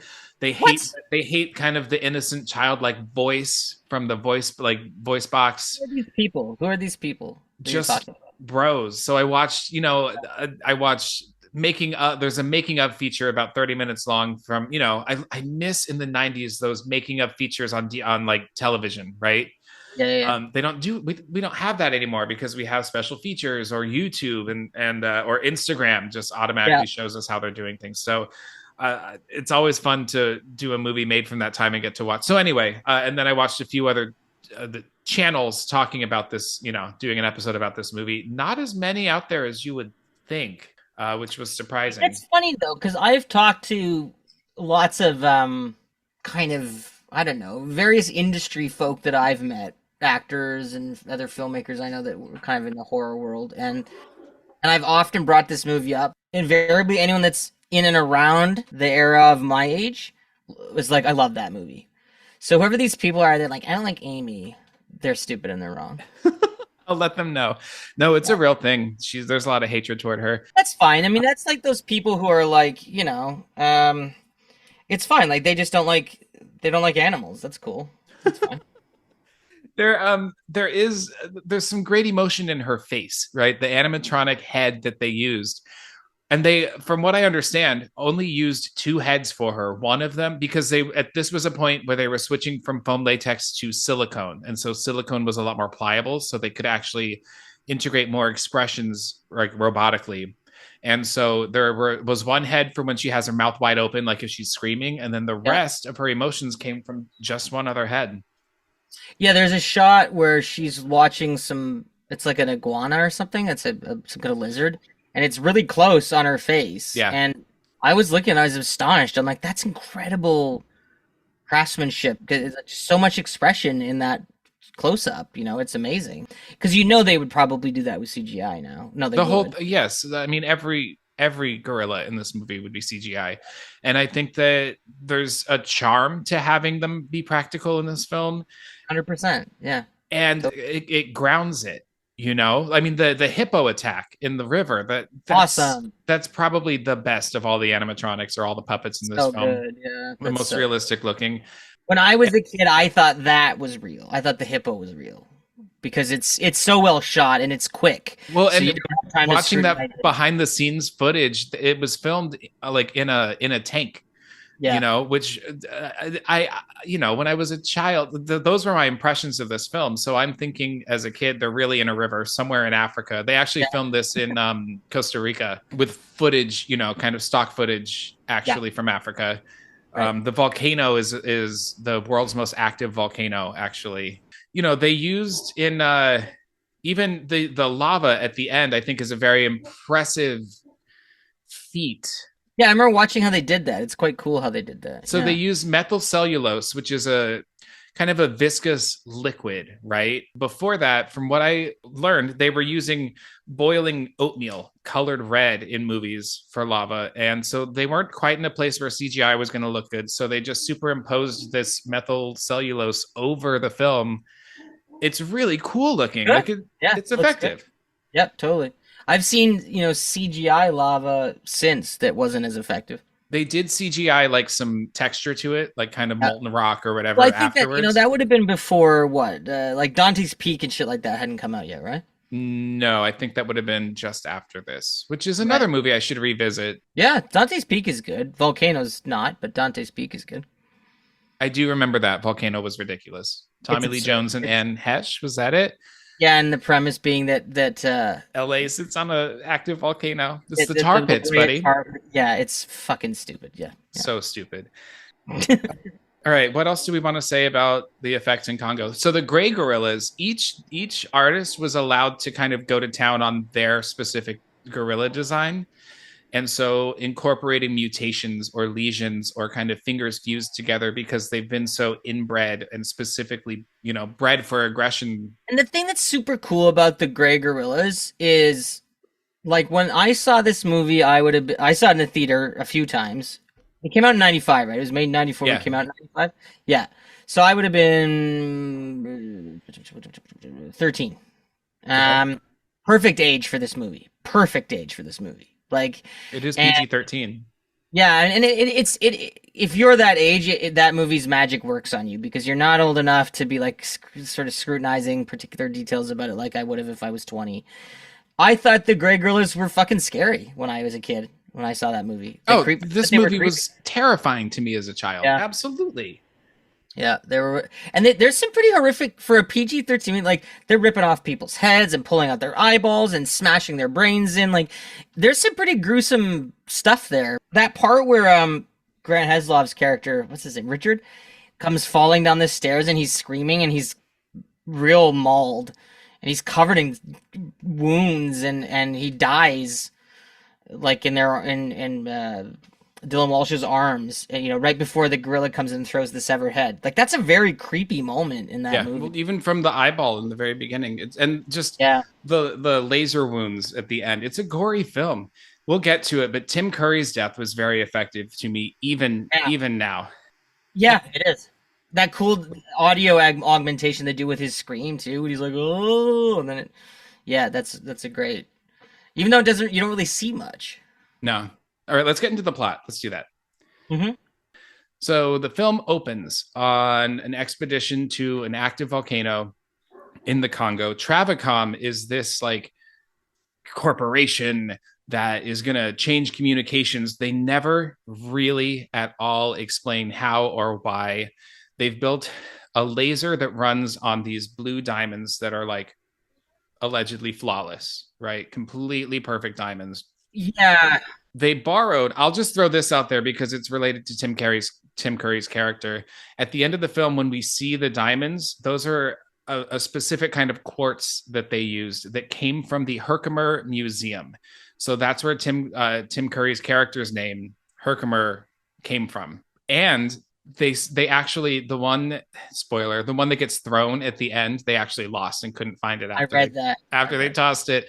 So they couldn't get it back to the museum. What's amazing to me about that is like that didn't occur to anyone that they needed a shitty prop to throw in off the hot air balloon. Right, because you don't yeah. Usually you're going to do a few takes. Right. So it's like, let's give them the shitty plastic one for this. It's funny to think of from a production level how that could happen. It could have been anything. Yeah, no, I know.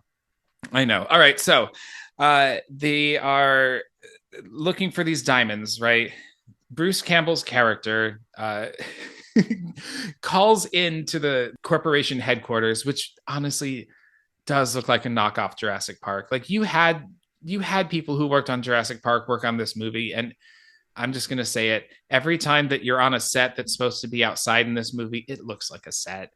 And this headquarters for the corporation for Travacom doesn't look great. The facility? The facility, yeah. That didn't bother me. I don't know. I'm being What did picky. you want it to look like? I don't know. Jurassic Park felt so grounded. And I mean, I'm only going to keep comparing this to Jurassic Park because that's how it was advertised, All right. So Bruce Campbell calls Laura Linney. Here's a little piece of trivia for you. Go for it. This would be the first of two films that Tim Curry and Bruce Campbell would be featured in together. Do you know what the second one is? McHale's Navy. Correct. Yeah. I read that too.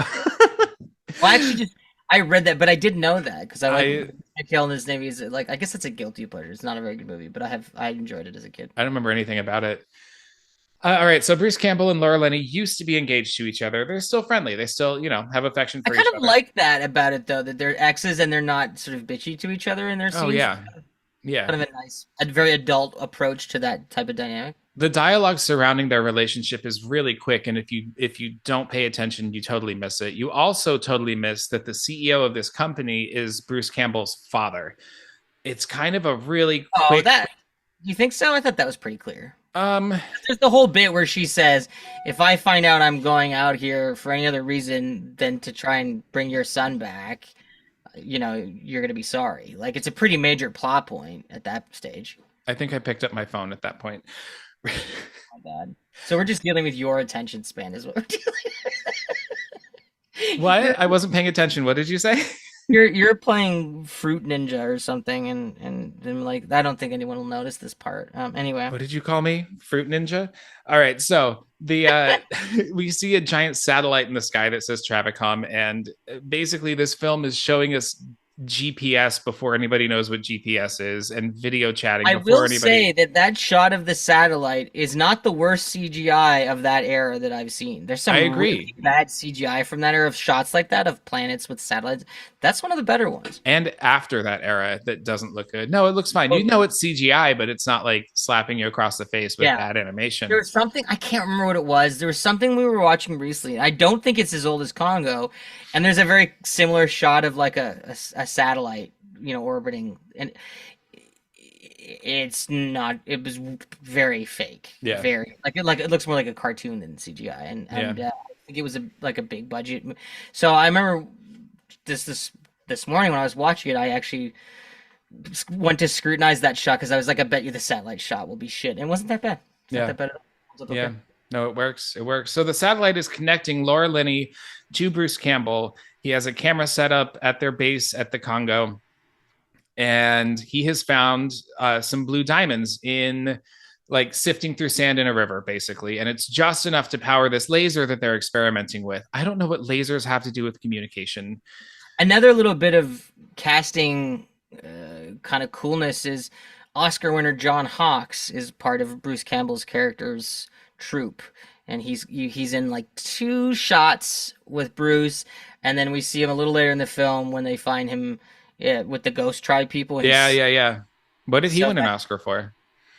Winter's Bone, I think, was the one. Oh, interesting. And he's Right. of course starred in Deadwood, and he's gone on to be a big character. Yeah. He has a tiny little kind of blinker, you'll miss it role in Congo. So Bruce explains, we found these little bits of diamond in a river. We assume that they came from somewhere with bigger diamonds. There's got to be diamonds around here.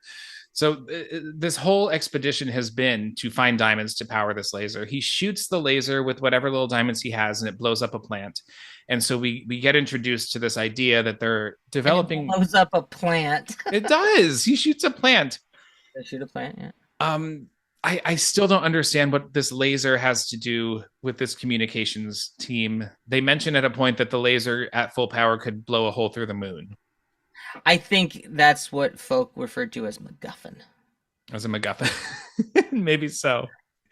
So as he's talking, they cut out. There's interference. And Is that the part when he's like, this whole place does the shimmy, and Bruce is very Bruce for that? yeah. Yeah. Yeah. So they cut out. Laura's like, wait, what the hell happened? They kind of established that I'll call you back in 10 minutes, and then they cut out. It's an hour. While this is an hour. All right. While this thanks. While this happens, Bruce's buddy says, hey, come over here. I found something. And he jumps into the water, which I would never. I have a thing about swimming in still water. Like, I won't swim in lakes. I love the ocean. Like, I can't see you being on that expedition into the Congo. I don't really see that as being something you'd be down for. I know I wouldn't, but I would you don't be there? like what you're implying here.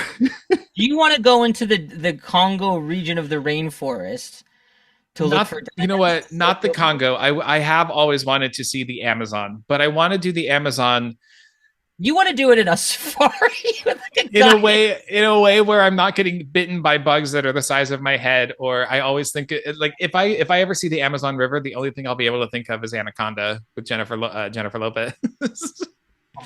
So they jump into this water and swim kind of under a rock, and on the other side they find this temple or this, the lost city of Zinj. They don't really know what it is yet.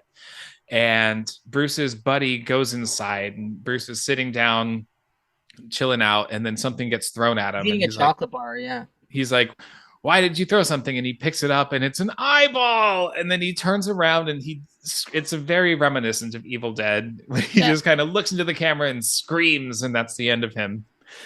I often have wondered if Frank Marshall was doing that for the Evil Dead fans, because it's a very Evil Dead-y shot. Even It's so specifically Bruce Campbell screaming. Yeah. Yeah. I think maybe. I don't know. I don't know, because I don't know. Frank Marshall very possibly is not even wouldn't. I don't know. Doesn't seem like he's a dead He was keen on Bruce Campbell though, because as I mentioned earlier, he originally wanted to see Bruce for the lead. Right. I'm gonna assume that was from seeing him in Evil Dead, that he was Yeah. like, "This is great. Let's bring him in for something." And then, obviously he liked him enough to make sure that even if it's a smaller role, he got him into the movie. Right. But I always, this is a very tangential thing, but when they go in, when he sort of goes to show him, he says, "Hey, you got to come see this," and they dive in and they go and they come out on the other side and they're and they found sort of the lost city. Whenever I see a shot like that, I'm like, I would never dive into water like that fully clothed. You're gonna have to spend the rest of your day Wet in a socks. hot, You know what? They're probably everything they're already in dripping wet with sweat. This is the Congo. humid jungle, sticky with perspiration, and now like you're wearing wet clothes. Like, it just Yeah. not from the standpoint of like that I wanted to see them get undressed or something like that, but just that, I don't know. Would you wear your boots? At least you'd take your boots off. I Like, would, but then you're gonna need them on the other side. pop up, have a look. Okay, go back, get your shit, bring your squad over, and like do it right. Like, You know what, Kevin? You said it. Neither of us are ever going to be on a jungle expedition in the Congo where we're No. going to have to jump into This is what I'm talking a about. still When water. I see multiple things that I'm like bugs, snakes, like gross icky water, humidity. Ew, I don't do humidity. There's nothing about it. Though I would go if I got to go with like Tim Curry and Uri Hudson and Laura Linney. Like then I might go to the jungle. Just to I hang would out. go on location as an actor for sure. All right. No, I want to listen, go on a safari with those actors. with those actors. Yeah. All right, I'm down. Bring me with you. All right, so Bruce Campbell has died. We cut back to the facility with Chavicom. Well, we don't know that he's dead because that's a Okay. big. Oh, you're right. You're right. We see him scream. Yeah. We see Because him that's the scream. thing is she's going to see. We think he probably is, but she's going to discover his fate. Yeah, supposedly. yeah. So back in Travacom, she's waiting for him to call back, and there's no answer. So the crazy CEO, Bruce Campbell's dad, says, "Call them. You call them." So he does, and they have a remote camera set up, and he's not there. And they pan the camera around, and it pans on dead bodies with brains like spilling out of their heads, and they count 7 dead bodies, and then this gray colored creature jumps across the camera, and then it destroys the camera, and they only see it for a split second, and they don't know what the fuck happened. The CEO gets real pissed, takes his golf club and smashes a monitor with it, and then, as we said, he tells Laura Linney, put that out with a fire extinguisher. He won't let her leave the little control room that they're in because it's crazy. This catastrophe is contained in this room. And she specifically says, we need to notify families. People have died. And he was like, no, I want this diamond that they said that they could have found. And she, he says, I'm going to send you to the Congo. You're going to bring back this diamond.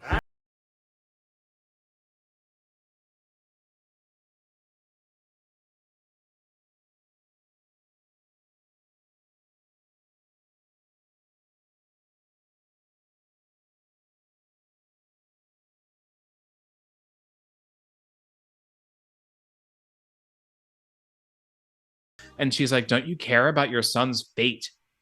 And so he's like, you were great in Panama. Right. Yeah. Panama, rainforest, same thing. Right. So she specifically tells him, if I ever find out that you are sending me here for a fucking diamond and not for your son, you will live to regret it. I will make you sorry. I will make you sorry. Yeah, I love that you memorize this movie. So he tells her, yeah, whatever, go find my son. I'll fund the trip. We now cut to Amy, our intelligent gorilla, finger painting. There's a crazy little shack beyond the.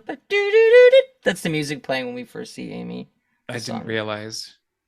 The Sugar Shack. Yeah, Sugar Shack is playing when they first show Amy finger painting. Well, now I'm going to have to pay for the rights to that music, so thanks. Yeah. All right, so she's finger painting the jungle essentially around this room, right? She's got pictures. They've hung pictures of greenery all over, and she has also painted several times this eye, like a yellow eye with like a very specifically shaped pupil in it, almost like a cat's eye.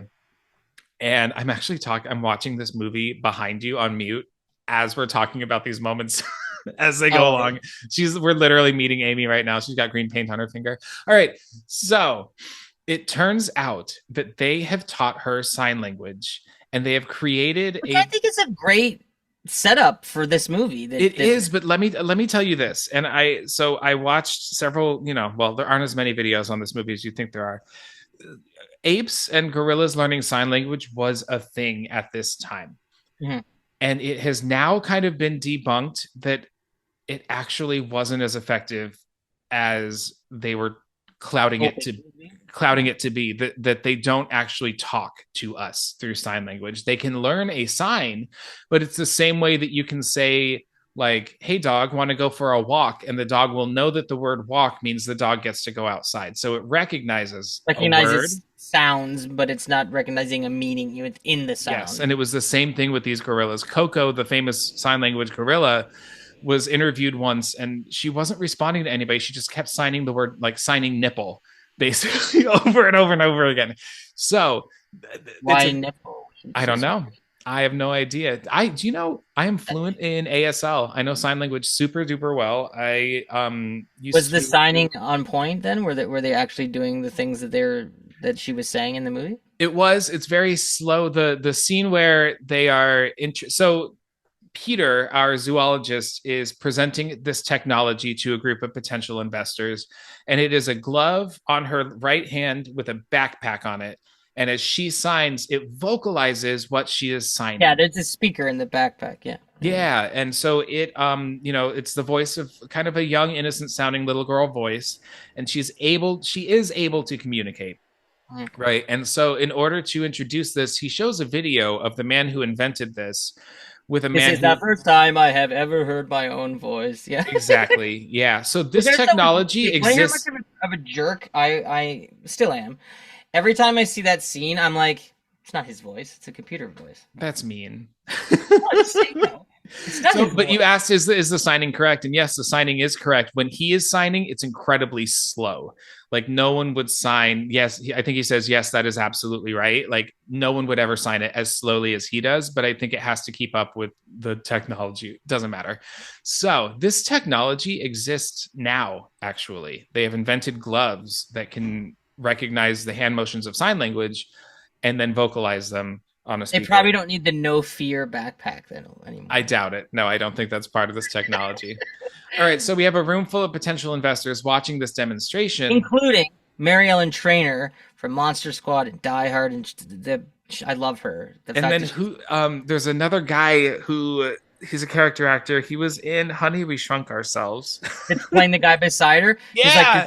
He's like, this isn't Mr. Ed. And she's like, I know it's not Mr. Ed. Like, yeah, great. And then a woman calls it spooky. It's so spooky. But Tim Curry is in the audience as well. And he pulls out of his pocket an old ancient book of like texts and hieroglyphics and a ring with the same eye that Amy has been painting. He recognizes the eye because it's hanging behind Amy. Now, here's my thing. Why the fuck was he here? He's looking, we find out later he's looking for the lost city of Zinj. Because he sees an article in a magazine about Amy and he recognizes her painting. Was that it? Okay. Yeah, right. Yeah. So then he goes to the university to talk to Peter about, taking her back to the jungle from whence she came. And so we learned that Amy has been having nightmares, and Peter says, this happens with gorillas in captivity. They start to kind of lose their minds and get really, start to kill them. Yeah. And so that's when he realizes, holy shit, she has hung up these paintings to look like the jungle. We should take her back home. So he wants to set up an expedition to take her back to the Congo and release her before. Now, doesn't that intrinsically make his character really likable? Because he has no investment in the story in this whole film other than to take Amy home and give up his pet, like his friend. I'm not saying I don't like him. I know you're not. I'm just saying from talking. It's not all about you, Rick. I'm talking to your audience right now. I think it's like, to me, I love that about everybody else has some kind of financial investment in this movie and not, he just wants to take and there's great sacrifice because he loves her. They're very close and he's going to take her home and release her into the jungle and not have her anymore. I think it all is part to me of like why his character is quite likable. No, that's a great point. From a storytelling standpoint, you're absolutely right. He's the only one who doesn't care about the money. He also Yeah. doesn't have the money. So he's looking for funding. And Tim Curry approaches him, Herkimer approaches him and says, I will give you the money. That's a terrible accent. He says, he says, I'll give you the money, but I want to. The money. Fuck off. I'll give you the money, but I want to go with you. Yeah. And so they do. He introduces himself as like traveler of the world, now doing good deeds or something. It's like, it's very specifically saying, I'm not a bad guy. Yeah, he goes on about how he's a philanthropist and stuff. Yeah. Yeah. Traveling the world and doing good. Yeah. So he explains this to Amy. We're going back to the jungle. That's actually what he says, but he says traveling the world doing good. Yeah. Like he actually describes himself as like he's a superhero or something. Traveling the world and doing good, like, and he does this big spiel, which I think is so the character. So Peter explains to Amy, the gorilla, we're going to the jungle, and they get to the plane that's going to take them there. And it turns out that they don't have the money to get across. Herkimer does not have enough credit to pay for the fuel. And while this conversation is happening, Laura Linney, is her name Karen? Yeah. Karen. Yeah. So Karen approaches and says, hey, I've been trying to get in touch with you. I'm trying to get to the Congo and I want to board passage with you while you're on your way. I have the money to pay for anything you need. Yeah. There's a great part there too where Peter's like, well, I'll pay for it. And he's like, how much is the fuel? And Tim Curry's like, $57,000. Right. And you're like, oh, that is a lot. Like, yeah. It's not a significant Which amount. I looked it up. That would be about $100,000 now today. Yeah. So Laura Linney is like, you need me. I have the money. I'll pay for the fuel. Take me with you. Now he tries to tell her Amy gets jealous around women, and Amy signs ugly woman and keeps calling her ugly woman. Ugly woman. Oh, really? The gorilla. She gets jealous very easily. Well, some. But ugly like woman. It's so funny. this jealousy factor kind of fades away and it is never really talked about again, you know? So his reason for not wanting her to go in the first place doesn't really add up throughout time, but whatever. She gets on the plane with them and they're on their way to Africa. And I think that could also just be construed though as like it's just a small group of them together on the plane for that period, but then when they get there, there's a lot more people that become involved, and they're not going to be in a little concentrated space anymore. That's and he doesn't know her. Like, this is a stranger who's asking, "Hey, can I?" Yeah, and then of course to the fucking Congo. I think she gets comfortable with him and whatever. Yeah. Now she has not divulged entirely who she is or why she's doing this, right? Not yet, anyway. No, she's very sort of cryptic about it with Peter for a while. Yeah. Yeah. So they're riding the plane, and why don't you tell us the story of Amy and her drink? Because you seem to love it. Amy wants green drop drink. Yeah. Well, she gets sort of, I don't know if she gets like motion sickness or what her deal is, but she gets stressed out when she's flying. I mean, I get it. I'm better now, but I didn't used to like to fly either. But it turns out that sort of her, the thing that calms her down is, which she refers to as Amy want green drop drink, which is a martini. Are you serving that ape a martini? So there's this great moment where With Amy's, olives, a dirty martini. Yeah, with olives, dirty martini, where she's going, Amy, one green drop drink, and he's like, oh, okay, again. He goes back. You see him like with a shaker, and he's doing the stuff, and then he comes back in with it, and he hands it to her in a martini glass and everything. It's not like it's in a sippy cup or something. And Laura Linney's like, are you serving that ape a martini? He's like, it's fine. It calms her down. She's allowed one. It'll calm her down. And so that has stayed with me. Green drop drink is a thing I like to say now. This is, I think, a little bit where the movie loses people, is these bits of comedy that don't fit. You know what I mean? Like, I don't know what you're talking about. That's a great scene. Whatever. I'm gonna disagree. I'm not saying I don't like it. I'm saying it doesn't fit the tone of the film.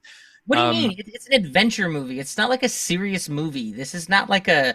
I'm coming from the place of how they advertised it, Kevin. That's That's not what the movie is. That's how some marketing schmo advertised the movie. That's the movie to me. If you read the book, if you know the tone Frank Marshall's going for, those little bits of levity are totally appropriate. I mean, again, like this is not a very serious movie. It's about diamond mines and killer apes and Herkimer Hulk. It's a ridiculous movie in a good way. So I think all of that is par for the course. I do think about the chimpanzee who was given Xanax that ripped that woman's face off every time I see this gorilla drink a martini. I don't know. Should we be giving gin or vodka to a gorilla? Not my place to say. Just one. Just one. Calms her down. Calms her down. She's allowed one. It'll calm her down. That was my excuse, and I ended up in rehab. Are you serving that ape a martini? So there's a little cute moment too when they take off and Amy looks out the window and she's like, "Where's the ground?" And I love that. Yeah, no, it's a good touch. It's a nice touch. So anyway, they are headed to Uganda and they land in Uganda. And as they're landing, it turns out there's also a coup against the government going on. And shit hits the fan politically really fast. They end up kind of having to be with the president's car or something, right? Yeah, so the president's car gets bombed. Now he wasn't in it, I guess. Everything's happening. None of this is key. Like what's happening in the country is not key to the plot. The fact that it is happening in the country is what is key to the plot, because now they have to be rushed like through customs. This guy kind of fake stamps their visas and is like, "We got to get you guys out of here. We're on the brink of of a revolt." And so they are passed on to meet Monroe, Ernie Hudson. Well, I love that there's that bit where they land and they meet Joe Pantoliano's character, and Dylan Walsh has hired a different guy than Monroe. Right. Like some guy named like Robertson Reynolds or something. Can't remember what the name is. It's something like that. And Joe Pantoliano is, what's his character? Eddie, I think is his character's name. Is like, probably. "Oh no, I fired that fucking guy. If you go with that guy, you're gonna get killed." And Dylan Walsh is like, "But I wanted him. I hired him." And then Monroe comes in with this entrance, and all of a sudden you're like, "Oh, this is a great character." Yeah, totally. Yeah. Well, didn't the other guy end up like? Wasn't he a cannibal? Or he says something like they were eating people. Yeah, well, there's a whole shtick about how the government is tired of the cannibal tribe people and the ED people, as it's described, and the ED people. Yeah. So we meet Monroe, who is he's very good at he's a mercenary who views these people almost as cargo at first, right? He's just like, "You guys got to give up any kind of creature comforts you want because you're in danger right now, and I got to get you across borders, before shit really hits the fans." And so he commandeers a military truck. He has the best intro line in the whole movie. I think I already said it, but Monroe Kelly, I'm your great white hunter for this trip, though I happen to be black. It's such a wonderfully delivered, wonderful bit of that line to me was always so memorable. I think a big part of it is his delivery of it, but it's a great line. You're right. It is a great line. And he kind of relishes it. Like he just, every line he delivers is perfect in this film. Yeah. So he commandeers a military vehicle and everybody jumps into the back of this Jeep, essentially. And he lights a cigar and starts telling his own story a little bit. And Amy gets up in his face and he lights another cigar and gives it to Amy. And so we got a martini drinking, cigar smoking, intelligent sign language speaking or sign language, communicating gorilla on our way home in the mountains of a volcano. Yeah. So he gives a quick spiel on what's happening in the government and where they're trying to go. And it also sets up a bit there too that he sort of recognizes Herkimer Hulk. He's like, "I've seen you before." That's right. Yes, he does. But it isn't long before they get stopped and they are pulled into a hotel that's overtaken by these revolutionaries. Peter, the zoologist, is taken to a questioning lab and he's freaking out. He is not great under pressure. Amy is being kept in the Jeep. And then we have Karen and Monroe and Herkimer being brought to kind of the leader of these revolutionaries, played by Delroy Lindo. And he's fucking great. And he He just tells them, Have some coffee and cake.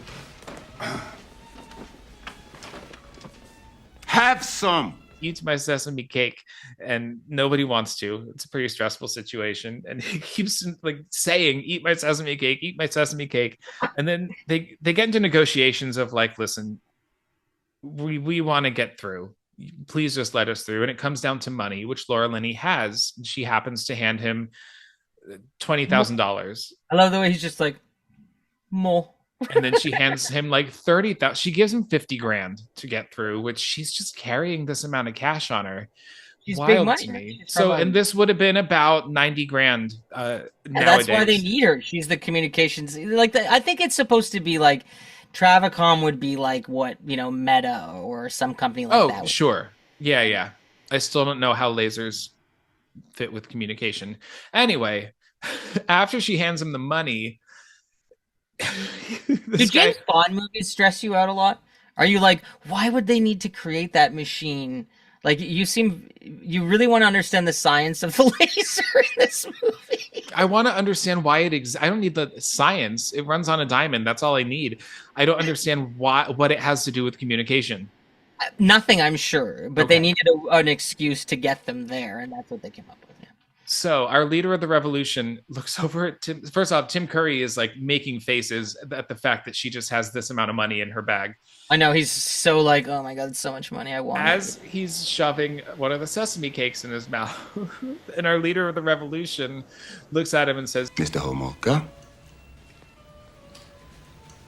Well, stop eating my sesame cake. Stop eating my sesame cake! I love the part that when he's got the like the pointer. Yeah. And he's going, What are you doing in my country? You bag of shit. Captain, please. I only wish to explore and discover. This fellow is a big bag of shit. You should shake this rat from off of your neck. He owes money to everybody, everywhere he goes. I will ask you to wait outside, Mr. Molka. what are you doing in my country, you big bag of shit? He owes money to people everywhere he goes. I will ask you to wait outside, Mr. Mulca. And he's like, Captain, please! And then they pull him out. Yeah, it's great. This is a true story. I used to act out that whole bit for my parents.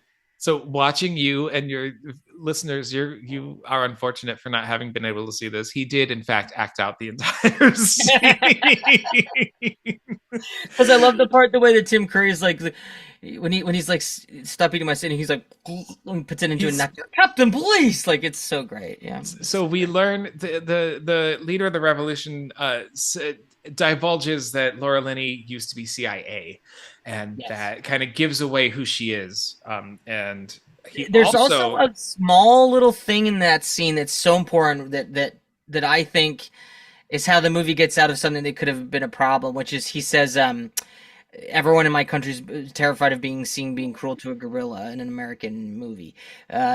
And for me, that sets up why there's no violence of any kind, really, other than the gray ones, with the gorillas at any point in the movie. Because I think realistically, people wouldn't have been so delicate with Amy as they tend to be in this movie, the other people. And I think that's how they got themselves out of that, is by sort of, because that's probably not true. I don't think people in Africa at that time were like terrified of being seen being cruel to a gorilla. But he does say that's how you're getting through. Like, yeah, you know, I know. the gorilla is the reason we're putting you guys through, and the 50 grand.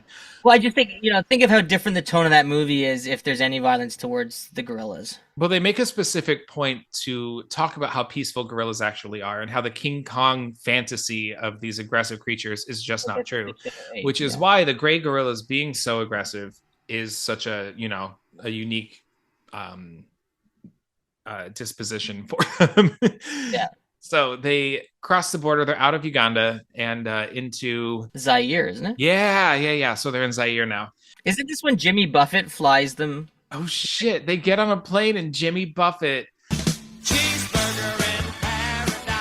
is the pilot for no reason. But I do listen to podcast The Ride, and they have this weird obsession with Frank Marshall.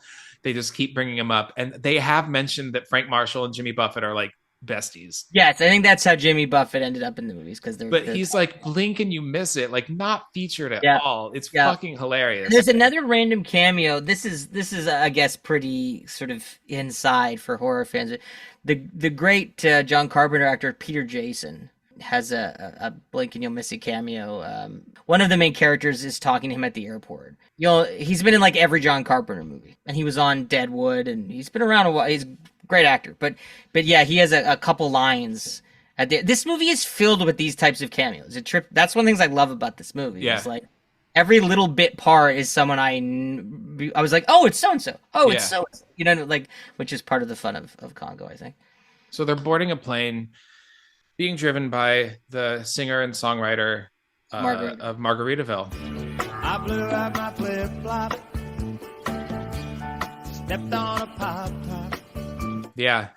And as it turns out, there are revolutionaries on the ground firing heat-seeking missiles at them. It's my own downfall. This is a cool sequence in the movie, I think. It is really cool. Yeah. Any air traffic is being destroyed. Laura Linney, fast thinking, fucking brilliant, kicks the door out of the airplane, grabs a flare gun, and starts shooting flares at these heat-seeking missiles.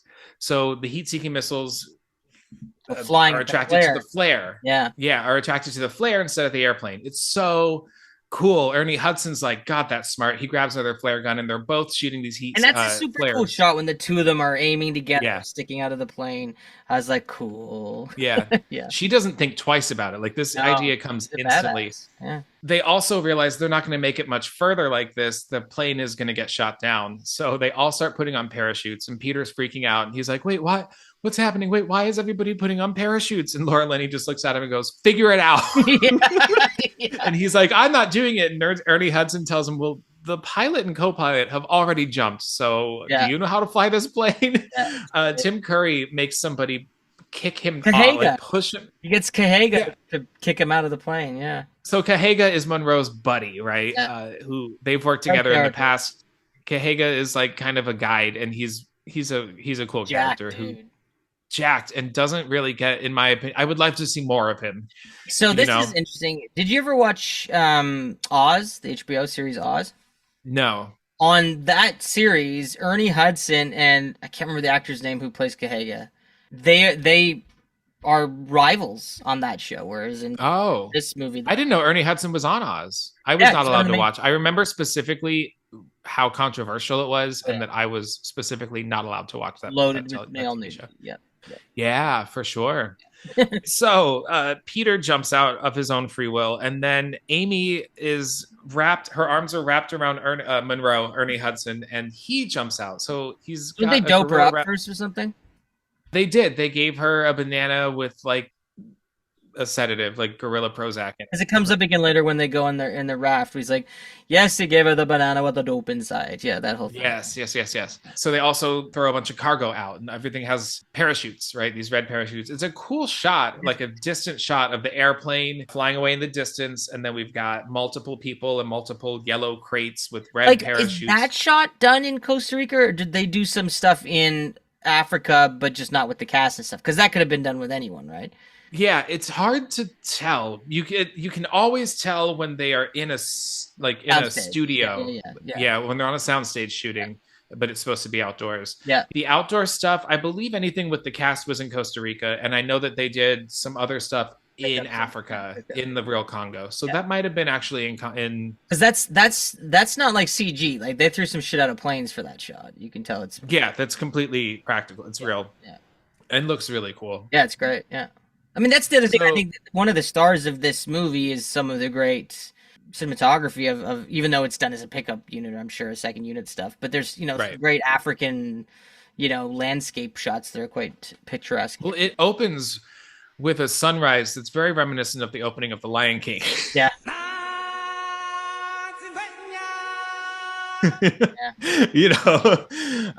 Oh god, and that theme song, there's a theme song written for this movie. Oh, I love it. I know it. I'm not going to sing it because there might be something offensive about me singing it, but I do. Probably so. Yeah, but it's about the spirit of Africa.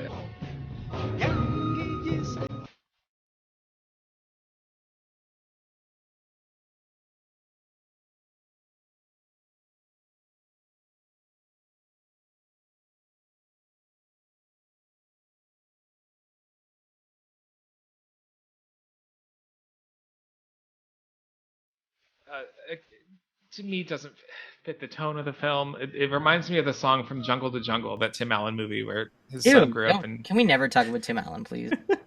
Gladly. I just heard an anecdote talking about being on set for Galaxy Quest, and Tim had to walk away after filming a scene, and he was like, I just need a minute. I need to like be by myself. And Alan Rickman just goes, I think Tim just discovered acting.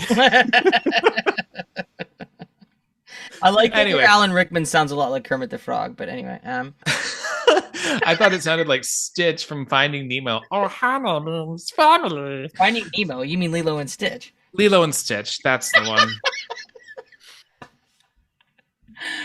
one. Go ahead. So they land, they set up camp. Laura has like packed some really cool stuff. She has little portable like air conditioners and these tents that you just they spring open and set up by themselves. That's all the stuff that Joe Pantoliano is giving her when she's talking to him, right, earlier in the film. Is he going through like a list of what she's giving, what she's getting? Of what she's got. It's really cool how all right, if we think of how dangerous the Congo is with the creatures that inhabit it and the climate, and everything's trying to kill you in the Congo, right? This movie uses technology and weaponry to combat all of that, and I think that's a really interesting juxtaposition that works in this movie. It's also very Michael Crichton, utilizing what exists in technology but making it more futuristic, right?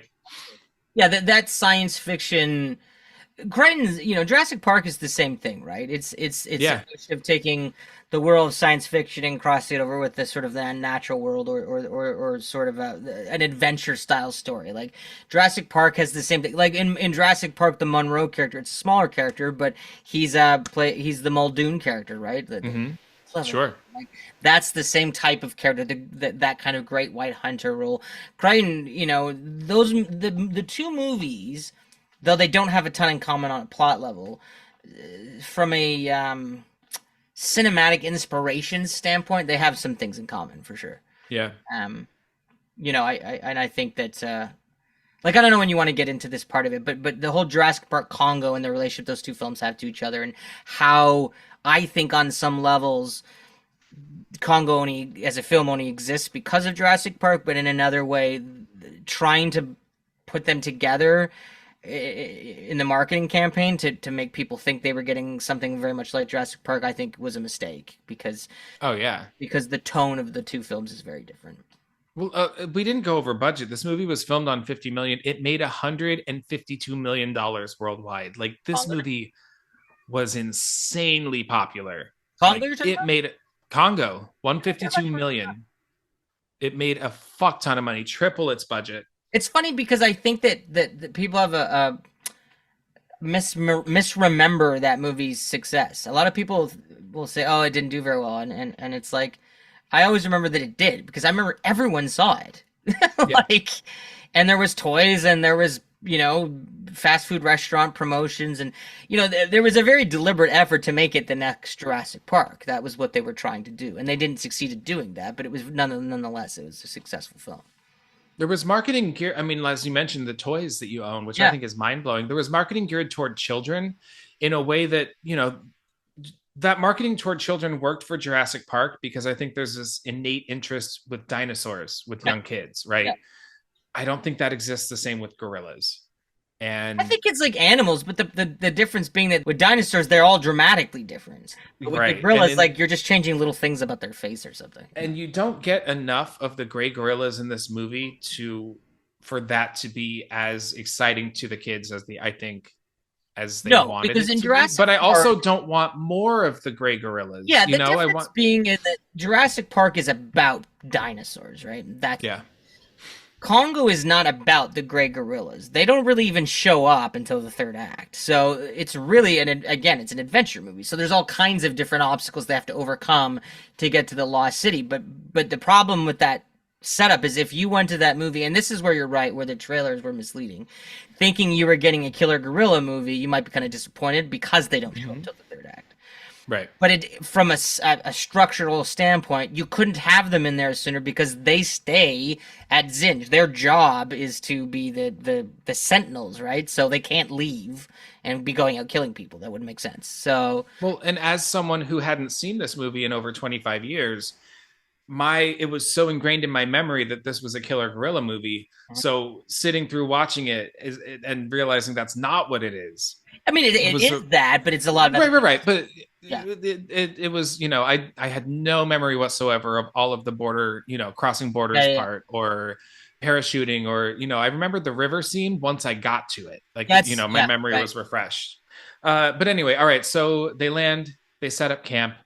They have that, you mentioned it, the cute interaction at night with the monkeys howling. And Ernie Hudson says it's mating season. And there's a little bit of a flirt between Karen and Peter here. He does that cute little thing where he goes, "Ma!" and he does like the monkey yell at her and makes her jump. Yeah. And then they part ways. Like, she does not really react to it much at all. And it gives him a little look, like a little smirk. And it's a little moment. It's a cute little moment. Yeah.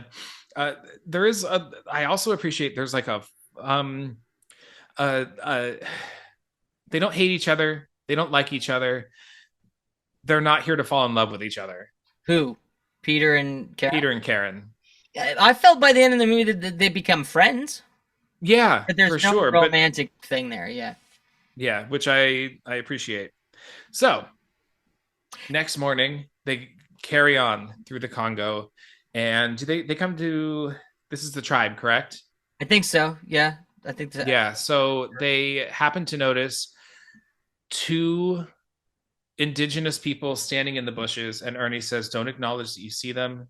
The forest people are ghost tribe." Yeah, he mentions, the forest people are not necessarily aggressive, but they're very sensitive, so don't provoke. And he mentions there's probably 20 of them.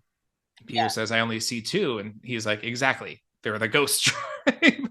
So they start communicating, and they, the 2 members of the tribe say there's a dead white man in the jungle. And Karen immediately says, "Are you sure he's dead?" And Ernie explains, with this tribe, there are multiple phases of, types of death. You're not dead unless you're dead. Now, this is also the moment where this tribe laughs at Ernie Hudson being the leader because he is black, and they think that he should be a servant. So there's that innate racism within the country of Africa. Don't you think that moment that they acknowledge is significant in that this particular film very easily could have been like, I could have seen the writers be like, "Well, that's a little too real. That's a little too. Let's not do that. This is totally." You know what I mean? So yeah. I'm glad they did. I'm glad they did. It. I just think it's interesting. Yeah, it is. It is interesting because you look at it and you're like, "Wow, sorry." He's sort of dealing with racism from other people of color. Like, we're not used to seeing that in films very much. So I thought that was. But it's very real. Yeah. Yeah. So they are taken to this, quote, dead man, and it's Bruce Campbell's buddy from the beginning of the movie, and he's kind of catatonic. Oscar winner actor I was talking about. He's catatonic, and the tribe is kind of doing a ritual around very him. Cool, that whole sequence. Very cool, very well shot. Yeah. And then he comes to, and when Amy the gorilla approaches, he freaks the fuck out. And he's really great in that moment. That's he is. Well done scream. That's horrifying. Yeah. And then he dies of fear. I love the way Ernie Hudson delivers that, where he goes, "He's dead." He's like, he can't believe it. Yeah, it's great. Yeah. It's very surprising. Yeah. So Amy killed him inadvertently. Aw, poor Amy. They trek onward, and they come across a silverback gorilla with like a family unit of gorillas, and Amy tries to approach them, and it's so sad. It's so sad because they don't interact. Like, the gorilla, he tries to talk to them with the glove, and they're like, "Yeah, that shit." Amy, good gorilla," and they hate her. It also charges Peter, and this I learned. I think it might have been on that documentary, or I learned that gorillas, the way that they will charge you, they will stop like 6 feet away from you. They will seldom actually like jump on and attack you. It's a dominance test. Yeah. Yes. So you don't look them in the eye. If you run away, they will get you. Like, they will come after you. Then they'll beat the shit. If you stand still, you look down, they will. That leads to me to one of the biggest laughs in the movie, though, is when the camera stays close on Peter and on the gorilla, and then when the gorilla kind of is like, all right, he's cool, and walks back, and it cuts back to the wide, and everyone's gone. Everyone's hiding. And you see Monroe. Ernie Hudson, Monroe was the one who told him, don't run. Like, don't run, it'll charge you. And so then it turns out everybody else ran. I think like, that where did you go? And he's like, I ran away. Sorry. That silverback is, I think, the best looking gorilla in the movie. Very well done, yeah. Very well done. Looks excellent. Unfortunately, better than Amy, who we spend the most time with. But so Amy, it's Karen says something to the effect of like, Amy doesn't belong anywhere. You know, it's a bit of a harsh line. I always thought, yeah, but also very real. You know, she's between worlds. But I like that Peter's like, no, she belongs here because that's true. He's right.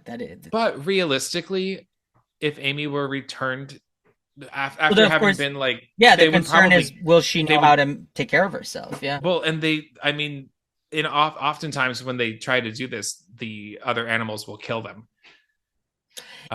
We gang up and kill them. I don't want to hear you talking about that. So let's just. You love Amy.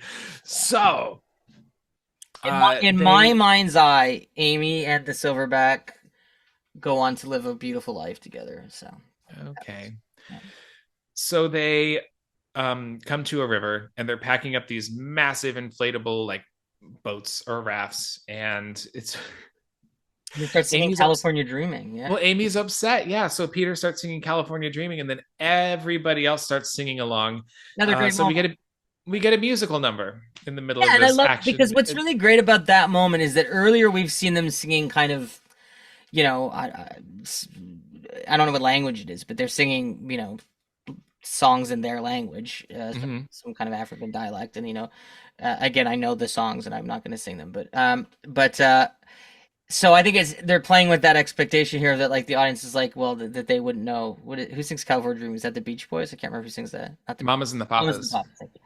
And I think they're playing with that idea of like, oh, they know that song. It's like, of course they fucking know that song. Everybody knows. Well, there's a universal connection there. Yeah, right. Exactly. Yeah. It's like in the musical Come From Away when these people from different countries don't speak the same language at all, right?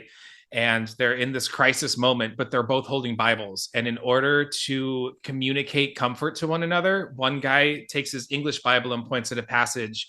And then the man from Asia opens his Bible and reads that exact same passage in his language. And that's how they've communicated, which I think is God, that's such a good musical. Anyway, all right. So for some reason, they decide it's going to be a good idea to travel this river. Come From Away. It's about when 9/11 happened.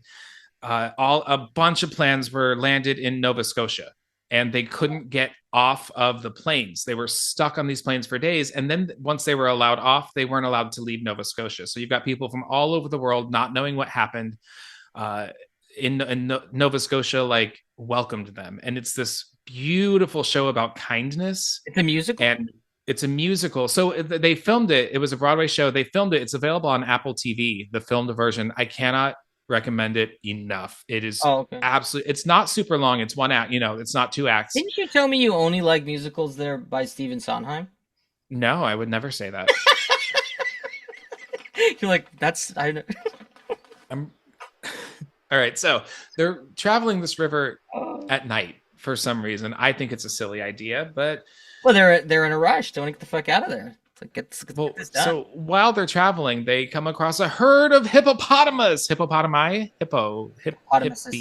I don't know. Hippopotamuses. Hippos. I just say hippos. Great. And one man gets eaten by a hippo. What I think is one of the best scenes of the movie. Really it is and tense and well done. And it looks great. The hippo looks great. Plus, how many movies have you seen with hippo attacks? Like, I can't think of it. Not many. So when I worked at Disney World, I was friends with someone who drove the Jungle Cruise, the safari. No, the actual animal safari. The safari ride at Animal Kingdom, where you see the real life animals. Okay, yeah. And they are instructed, if a person ever like stands up, falls out of the safari jeep into the hippo enclosure, you are instructed to drive away. Oh, wow. Because there's no way to help them. You don't want this like 50 people on this Jeep to see someone get eaten alive. There's nothing you can That's do what's for them gonna at that happen. point. Yeah. Yeah. Well, I think I read that I might be wrong about this, but I don't think I am. Hippos kill more people every year than like the assumed animals like lions and shit like that. Yeah, I believe I was watching some nature documentaries showing like two males fight, and it's terrifying. It is. They are so vicious. But the thing that's sort of, the one who lost like kind of swims away and then crawls out, and like he's just gonna go somewhere and die. He's that injured. It's Poor really thing. upsetting. He's gonna go. I think that what's interesting too about that whole thing is that it's all about their kids though. They're just incredibly protective and territorial. So they don't Yeah. like eat people. They're just like, don't come near our shit. Like they're Yeah. so, which I think is kind of amazing about them. So we have a hippo attack at night, and they decide, all right, maybe the river's not the best idea. So they decide to go by land the rest of the way. They've set up a camp. There's a great shot at this part actually where they're trying to decide. They're at a fork in the road, and they're like, there's two options. Monroe was like, we have two options here. We can follow the gorilla because Amy's like, this way, this way, this way, this way, this way. Mm-hmm. And Yeah. Karen's like, well, my gadget says to go this way, but she's like, but I don't have her passion, so we'll follow Amy. And they there's a great shot there. I love this shot where they're walking along the ridge, and it's fog all around them on each side, and all you can see is this little line that they're walking along. It's a beautiful shot. I love that. Yeah, and Richard says his kind of a throwaway dialogue line. It feels like a last minute addition. Something like, I don't want to go this way, but it's really pretty looking. Yeah. Well, there's something foreboding because of this mist shrouded over everything, which might actually be steam, I guess, because they're getting close to the volcano. But it's that part of the movie does that Marshall is starting to create a real sense of foreboding there. That we know that the shit's really gonna hit the fan soon, because we're about an hour into the movie here, right? So, yeah. Yeah, and listen, it's not a short movie. It's almost 2 hours. I think it's like 1:48, and I love the movie. I know I feel like I have to keep reminding you that I love the movie. I feel like it could shave off a little bit of time or spend a little bit more of that time building a mystique and a Honey, scary in an era where presence we in have the Congo. 3-hour Marvel movies, I'd take another hour of Congo. Yeah, as long as it's Monroe being cool. Yeah, and Herkimer, just scenes of them having adventures. Yeah, that would have been great. Or more of the gray gorillas would have been fine. Yeah.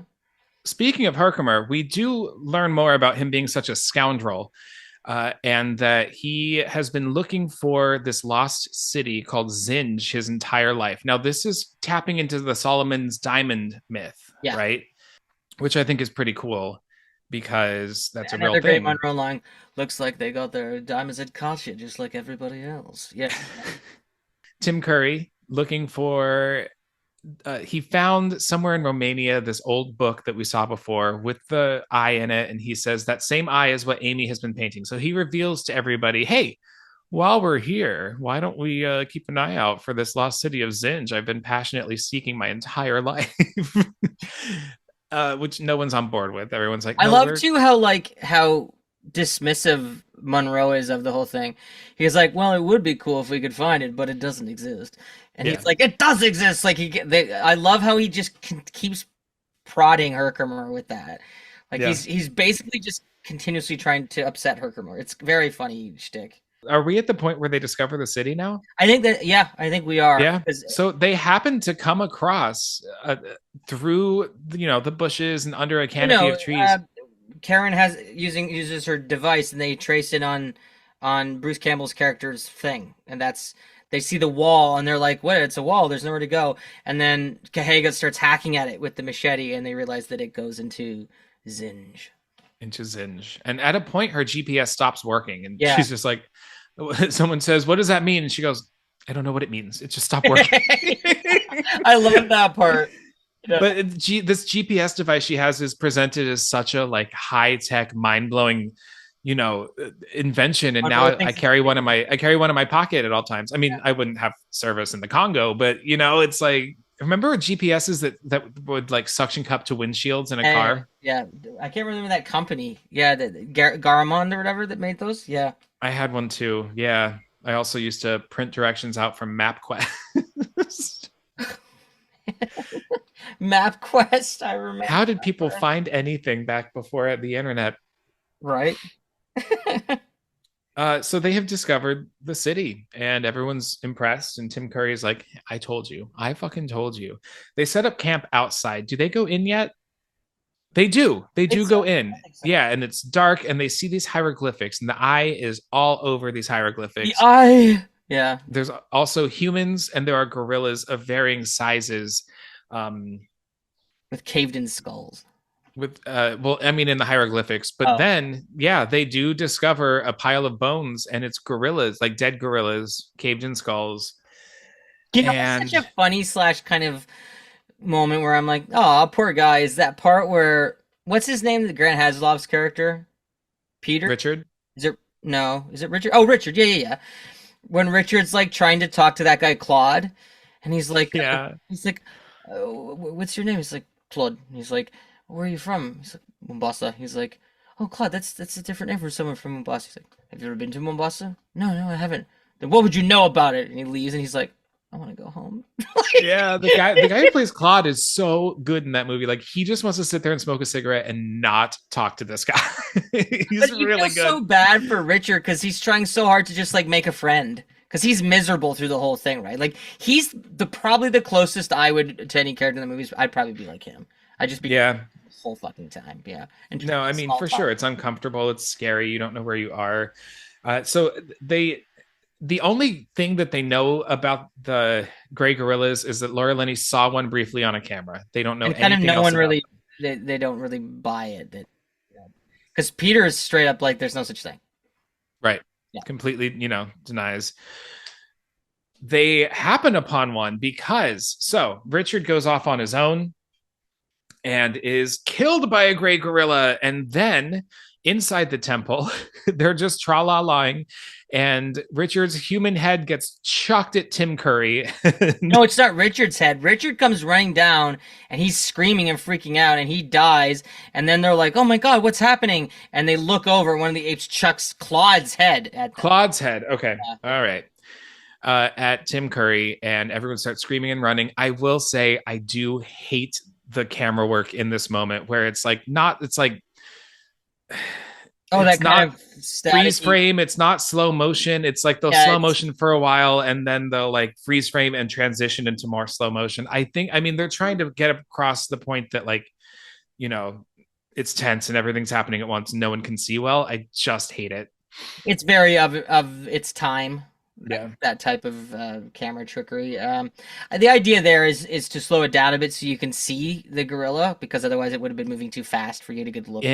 But like it's still blurred, Yeah, it's not my. It's a bit dated to do it that way for sure. Yeah, I think it's quick, but it is a bit dated. So they light a flare and it freaks the gorilla out or something. There's an explosion. They shoot at it and it runs away. And I think if I'm not mistaken, Monroe gets hurt, not seriously, but he gets gouged in the face in that sequence. And there's another shot there that this is me being like not like me because of how much I love the movie, but it's probably the only bad Ernie Hudson shot in the whole movie. Is he goes to shoot the machine gun at the gorilla and he's just gotten hurt and he lifts the machine gun up and he's just like, it's a very weak-wristed kind of, and he looks like someone just called action. He wasn't expecting it or something. It's just every time I see it, I'm like, it's not a Monroe moment. That's he was out of character for that little second there or something. It's interesting. Yeah, I feel like it was there was some technical reason they couldn't use a different take or something because it's he's weirdly kind of almost out of character for this one shot where he's firing the gun at the ape. But it's anyway, that's the thing you only notice when you've seen the movie 57 times. Right. They get the fuck out of there. This place looks like the set for Legends of the Hidden Temple, that game show on Nickelodeon. And they set up camp outside of it. Night falls and cool sequence. They see one of the gray gorillas in the perimeter. So Laura Linney turns on these like purple UV lights that now turn the temple behind them this cool looking purple color. And I guess these lights are better for nighttime and they actually reflect the eyes of the gorillas in the bushes, which is Well, super it's also spooky. so that she can see them on that UV scanner thing she has. Okay. Yeah. Got it. So she says, they're approaching, and then she goes, "Oh, we also have these perimeter lasers," and she turns those on, and now it looks like they're at a fucking nightclub with these like laser fences around them and the purple temple behind them. So it looks like they're at this like Congo nightclub.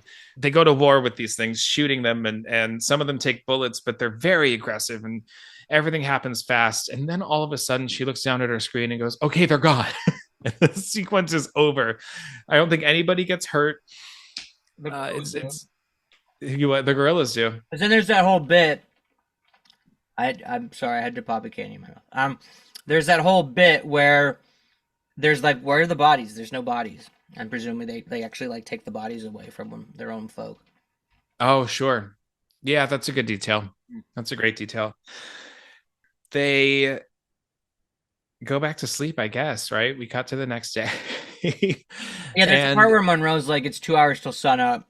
Like, yeah, we're not gonna head out now in the dark. Let's just wait it out. And then it cuts to the sun's up and they're packing up.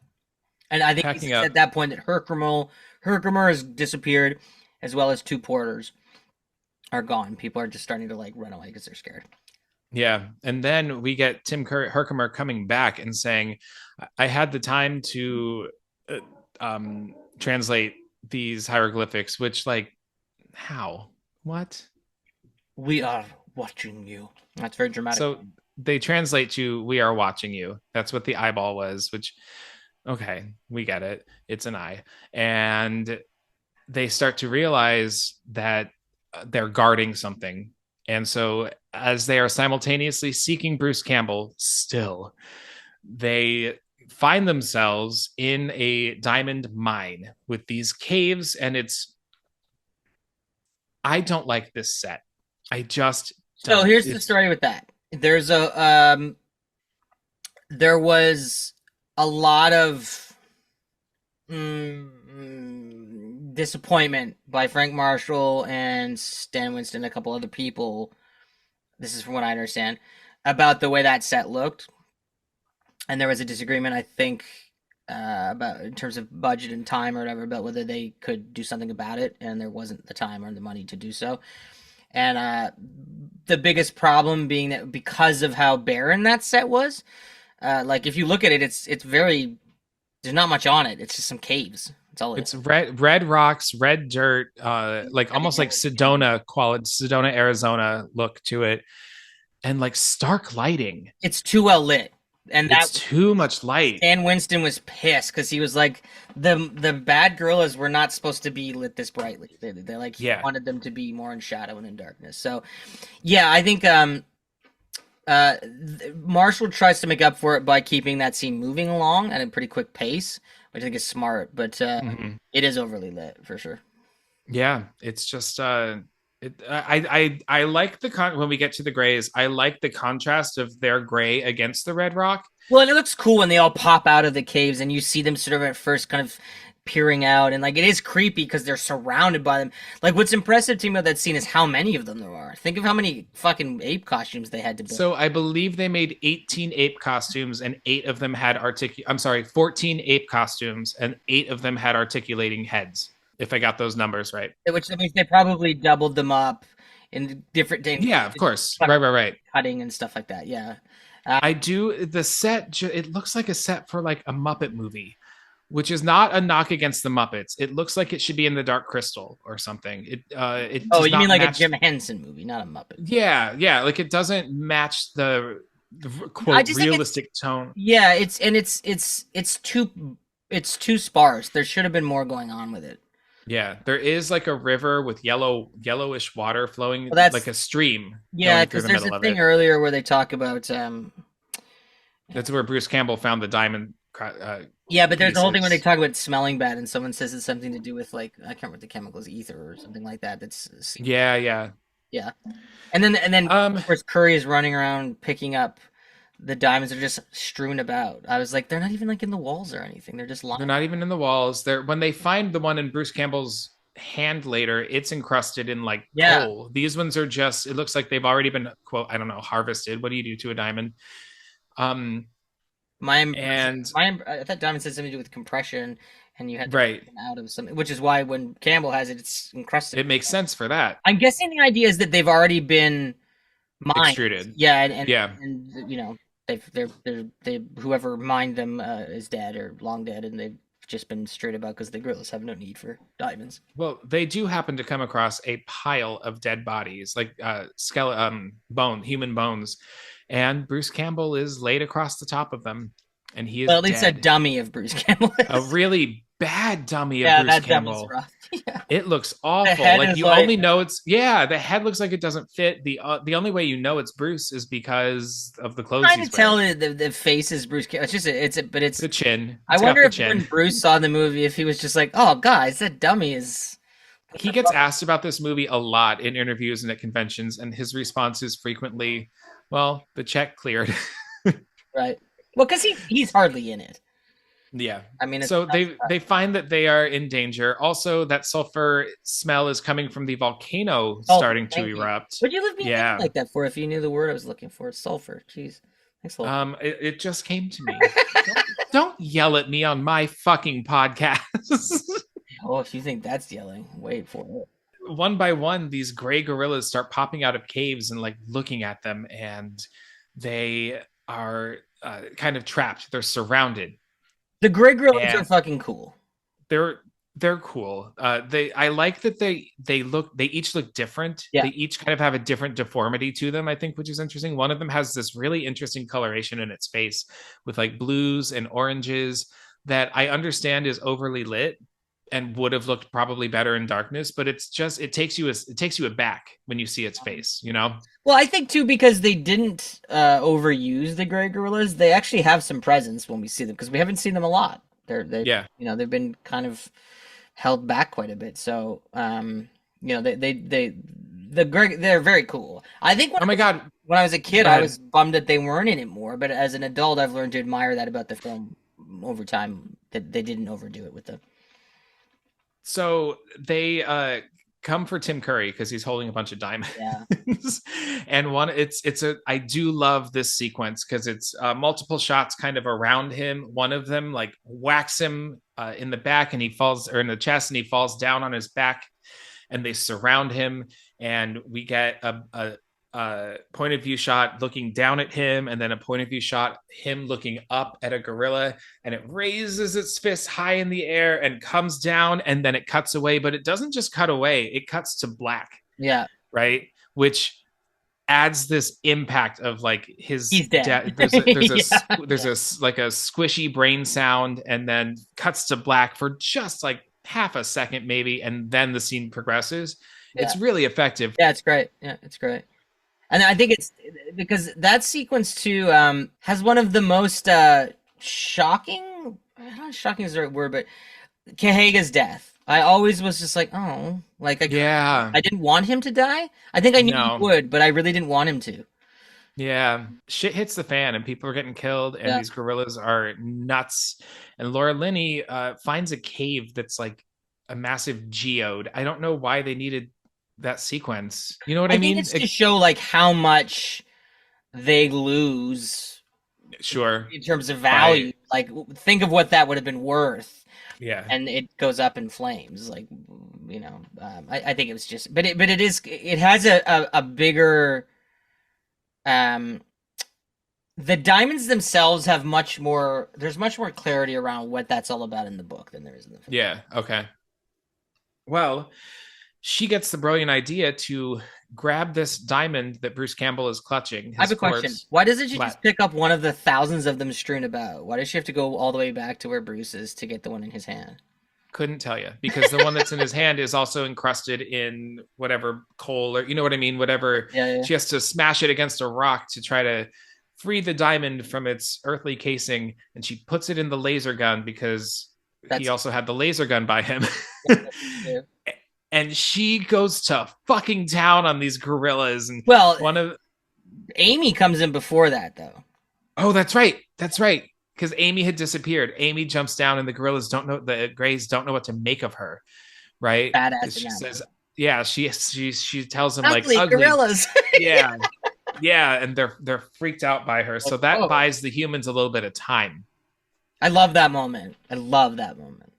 Yeah, Which I it's also good. think is like amazing about that moment is basically Amy like jumps in and she's like, "Don't fuck with me." Like, and she's signing like, "Ugly, go away," and they're like, "Leave him alone," and she's hugging Peter, and then the gray gorillas, if you look at them, are kind of like, they don't really know what to make of it, and they stop, and Yeah. then Laura Linney's. And they start to kind of clear away, and Laura Linney's like, "Nope," and just starts mowing them down. Every time I watch it, I'm like, but they had stopped. They were kind of letting you guys go at that point. I would do the same thing because it's fair. Peter tells her, "What about the gorillas?" And she goes, "Add them to the endangered species totally. list." It's fair. It's She just is funny to see because it's not like, fucking around. at that point, it's like they've kind of stopped attacking, and that's when she's like, "Doo, and just starts. I think it's also that thing though for me of like, even though they're just people in ape suits, even though they're bad gorillas, like it's still kind of something programmed in my brain about seeing gorillas getting mowed down that's a little rough, but yeah. And they do. Like she cuts, like some of them get sliced in half by this laser. Slicing hands off. There's gore and viscera just like exploding from their bodies. It's a surprisingly bloody sequence for a PG-13 movie. Yeah. You know? Yeah. Now, while this is happening, lava begins to spill into the mine. Yeah, the volcano's erupting. The lava looks cool for what it is. Yeah. I think these when it hits the gorillas, they burst into flames, and some of them start leaping into the lava. It's like either face flames or jump into lava, and they start jumping into lava. Which I think is like kind of a reasonable thing from this sex. They are animals, like they are going to panic and do stupid shit. So they're kind of there's something surprising, and it feels a little grounded and realistic. I think so. In this my absurd my moment, husband was kind of like sort of shocked by the conclusion because he was like, the gray gorillas get a really like they get fucked up at the end of the movie. Yeah, like chopped up, burned up, like they get, and it's kind of like. Their story, if you think about it, is sort of sad because they get turned into these mutated, horrible things by human beings. Bred through generations to protect the mines, like looking for aggressive gorillas and then breeding them together, right? There certainly isn't a lot of sympathy for their story in the movie, but... No, not at all. So now our human survivors are Peter, Monroe, and Karen, with Amy on Peter's back like a backpack. And they're running from lava. It's a really cool sequence. It's very satisfying when you think of what you want out of a jungle action adventure, you know? And Amy saves Peter like twice in that sequence. Yeah, there's a lot of jumping from like platform. It's like playing a platform video game, basically. Like I could see this happening in Tomb Raider, you know? Yeah. They eventually finally make it just as everything collapses. The city is covered in lava and sinking, and that's the end of the diamonds. Yeah. Except for the one that Laura Linney has in her laser.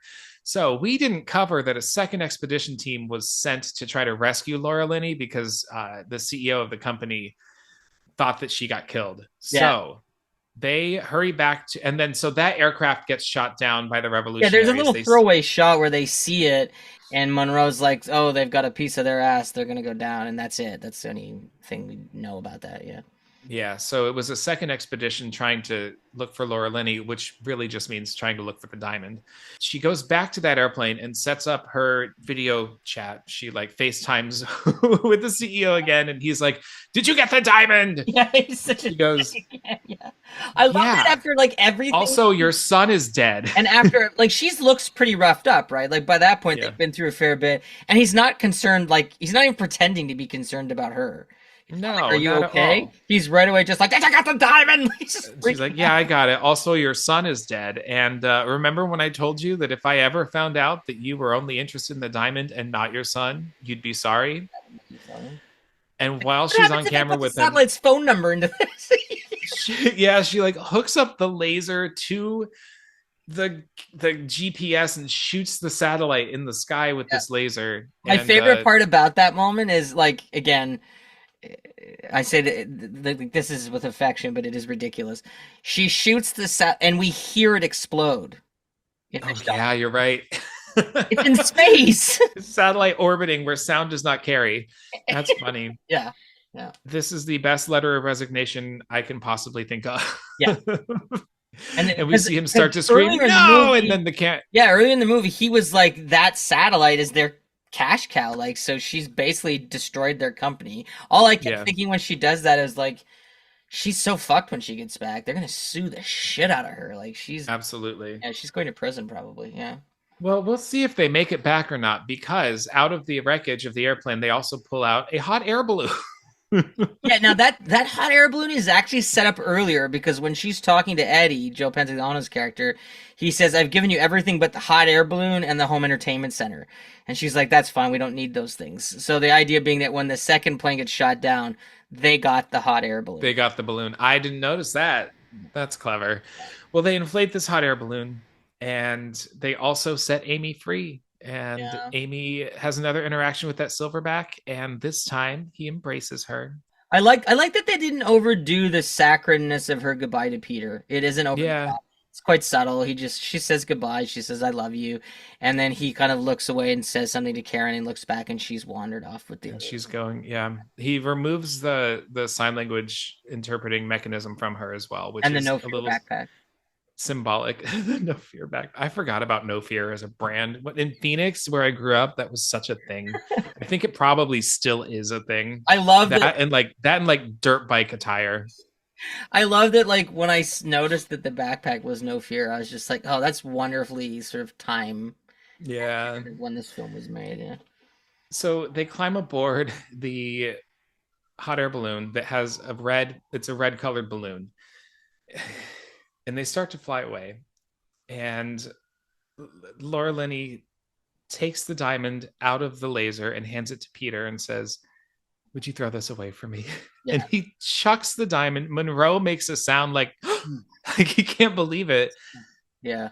And like, she has fucked anybody's future. Like, he's not getting paid for this now. Like, Monroe is not getting paid for this anymore, right? Because well, it's possible that he already got paid, because I think when they were hiring everyone, she was throwing a lot of cash around. So I wonder if she paid him up front to get him. Paid him up front. She may have. It's a little like, come on. Like, I know she's doing this to make peace with Bruce Campbell dying and saying goodbye to this phase in her career. Yeah, listen, I know you say she's fucked because she will be sued, but like, she's also one of the most trained human beings in the entire planet. She's worked for the CIA. She's like, well, it's also like a movie. So, so someone who says, where do you think we're gonna get blown to? What is the line? I think Peter. Karen says, no, Monroe says there's a wind, and Peter says, I hope it blows us someplace safe. Or someplace good. Yeah, something like that. Yeah. And we see Amy watch the hot air balloon fly away. We see the three humans look down at Amy, and then they fly off into the distance while the theme song Feel starts the spirit playing. of Africa. Now, here's the thing, Kevin. Every aircraft that we have seen in this film has been shot down by revolutionaries using heat-seeking missiles. Mm-hmm. They are flying away in a hot air balloon that is not as fast as an airplane and made of heat. Yeah, my assumption is, and I hope I'm right about this for their sake, is that they intend to land that fucker well before, because it's the border from Zaire is where they start getting shot down. Sure. I hope they intend to land that bitch and get out and move it on foot before they get there. But it's a pretty last shot. So. It's a pretty ridiculous last shot. Yeah, I mean, it is pretty to look at. It's, circling, I think the it camera was just kind of the idea of like being able to show them, like it's an awful drag if it's like the movie ends. It's like, well, they better drag their asses back through the jungle again. So the idea of seeing them float off in this pretty hot air balloon gives you a much grander last shot than them being like, okay, let's do all of that again. Right. No, now they can just kind of float over the hippos. Fair enough. That's one thing that would be advantageous. You don't want to deal with those hippos again. Yeah. I always wonder why they didn't just call for help with the stuff they found on the second plane. Like That's a great point. They had That's a device. A great point. Yeah, because the camera phone was working. Yeah. I don't know, man. That's the end of Congo. What a fucking movie. I Here's the thing, having relished it from my childhood, having nothing but childhood memories from it, and now watching it how many years later? 20. About 95, yeah, so 20. God, Is that right? 28? 95 to, no, wait. Oh my. 95 to 2011, 2015, 20. This is not a math podcast, everybody. 2023 came out in 2050. So yeah, 28 years. Yes, yeah, that's right. I was right. Hold on. Now I have to just double check because 28 years. I have not seen this movie in 28 years. Wow, I'm old. To revisit it now as a grown up, This is not a math podcast. Can you imagine a math podcast? That sounds exciting. Boring. Bunch of fucking nerds listening People to just that. sitting there adding and subtracting and multiplying for a podcast. Yeah. Talking about trigonometry. I'll bet they're all just virgins. What a terrible idea for a podcast. Right now, at least 3 listeners that are huge math podcast fans are like, how rude. Like they're very the guy I was most recently seeing he like actively said, not in response to me talking about my podcast, but he said like movie recap podcast. That's so not interesting. Who wants to listen to people talk about a movie for 2 hours? And I was like, you have listened to my podcast. Sorry, who said this to you? The last guy I was involved with. It was like, you know what my podcast is about. Oh my god, that's so rude. What is wrong with you? But I didn't expect you to say that. Okay. I can see why. And that's when I fell even more in love with it. I was gonna say, I bet you that was romantic to you. No, not romantic, but man, do I need to really rein it in with the kinds of guys I get involved with. So that's so funny. Coming back to this as an adult, realizing that there are just the fact that I thought that those were real gorillas when I was a kid is hilarious to me. I gotta say, it's a very satisfying, fun movie, and I've given it a lot of heat, but that's only because I know your and I dynamic, and it's funnier if we disagree on certain things. I love this movie. You're gonna ruin the magic if you start just saying it like that. You can't. Yeah, I think it's like. It's one of those movies to me that is like, if you go into Congo being like, I'm going to pick this apart for any factuality errors, like, then you're a dum-dum and you watch, these kinds of movies. Like, just watch, like, I don't know what people like that would be watching. Probably just anything made by, like, what's his name? That guy who made the Batman movies and the Interstellar and what's his name? Nolan. Like, just go watch Nolan movies. Where you can be like, oh, it's so smart. Like, this is not like a super smart movie. It's just a fucking lot of fun. Filled with great actors doing fun characterizations, talking gorillas, killer hippos, the Myth of the Killer Ape, Tim Curry playing a ridiculous philanthropist. Like, it's just fun. Yeah. And if you can just strap in and go with it, it's a great time. I think it's a really well shot movie. The cinematography's on point. Agreed. It's a well-written movie. There's some great dialogue in it. There's some great action scenes. So kind of tying into the Jurassic Park thing that we were talking about earlier, though, Jurassic Park comes out in 93, huge hit, Michael Crichton, It's, it's clear to me that it was right away like, let's get another one of these going immediately. Right. Congo gets put into production like fast. Rapidly. Yeah. And the idea being, make another Jurassic Park, but the sensibilities of what Frank Marshall wanted to do in contrast to what Spielberg did with Jurassic Park were very different. Spielberg makes these kind of thrilling suspense movies. Like, if you look at how he does suspense, it's a very different approach than the way Marshall did it in this. Marshall's approach was to go, like I've said several times now, to kind of an action-y cliffhanger serial place, where Spielberg has a very specific style of doing kind of closer to horror, really. If you look at Jurassic Park, the dinosaur scare sequences that are much more like horror setups. Yeah, yeah. I think, if anything, this movie could have stood more suspense. And I think that's where the Spielberginess of it is clearly not present. I gotta say, for what this story is, I think that John Patrick Shanley was a very odd choice to write this screenplay, right? Yes, he gave us Moonstruck. I think he wrote the play Doubt also about The Priest and Nun, I believe Yeah, the so. Meryl Streep movie. Meryl Streep did the movie. Yeah. I think an odd choice for this particular screenplay. And I think Did he do Frank this Marshall before he did that stuff?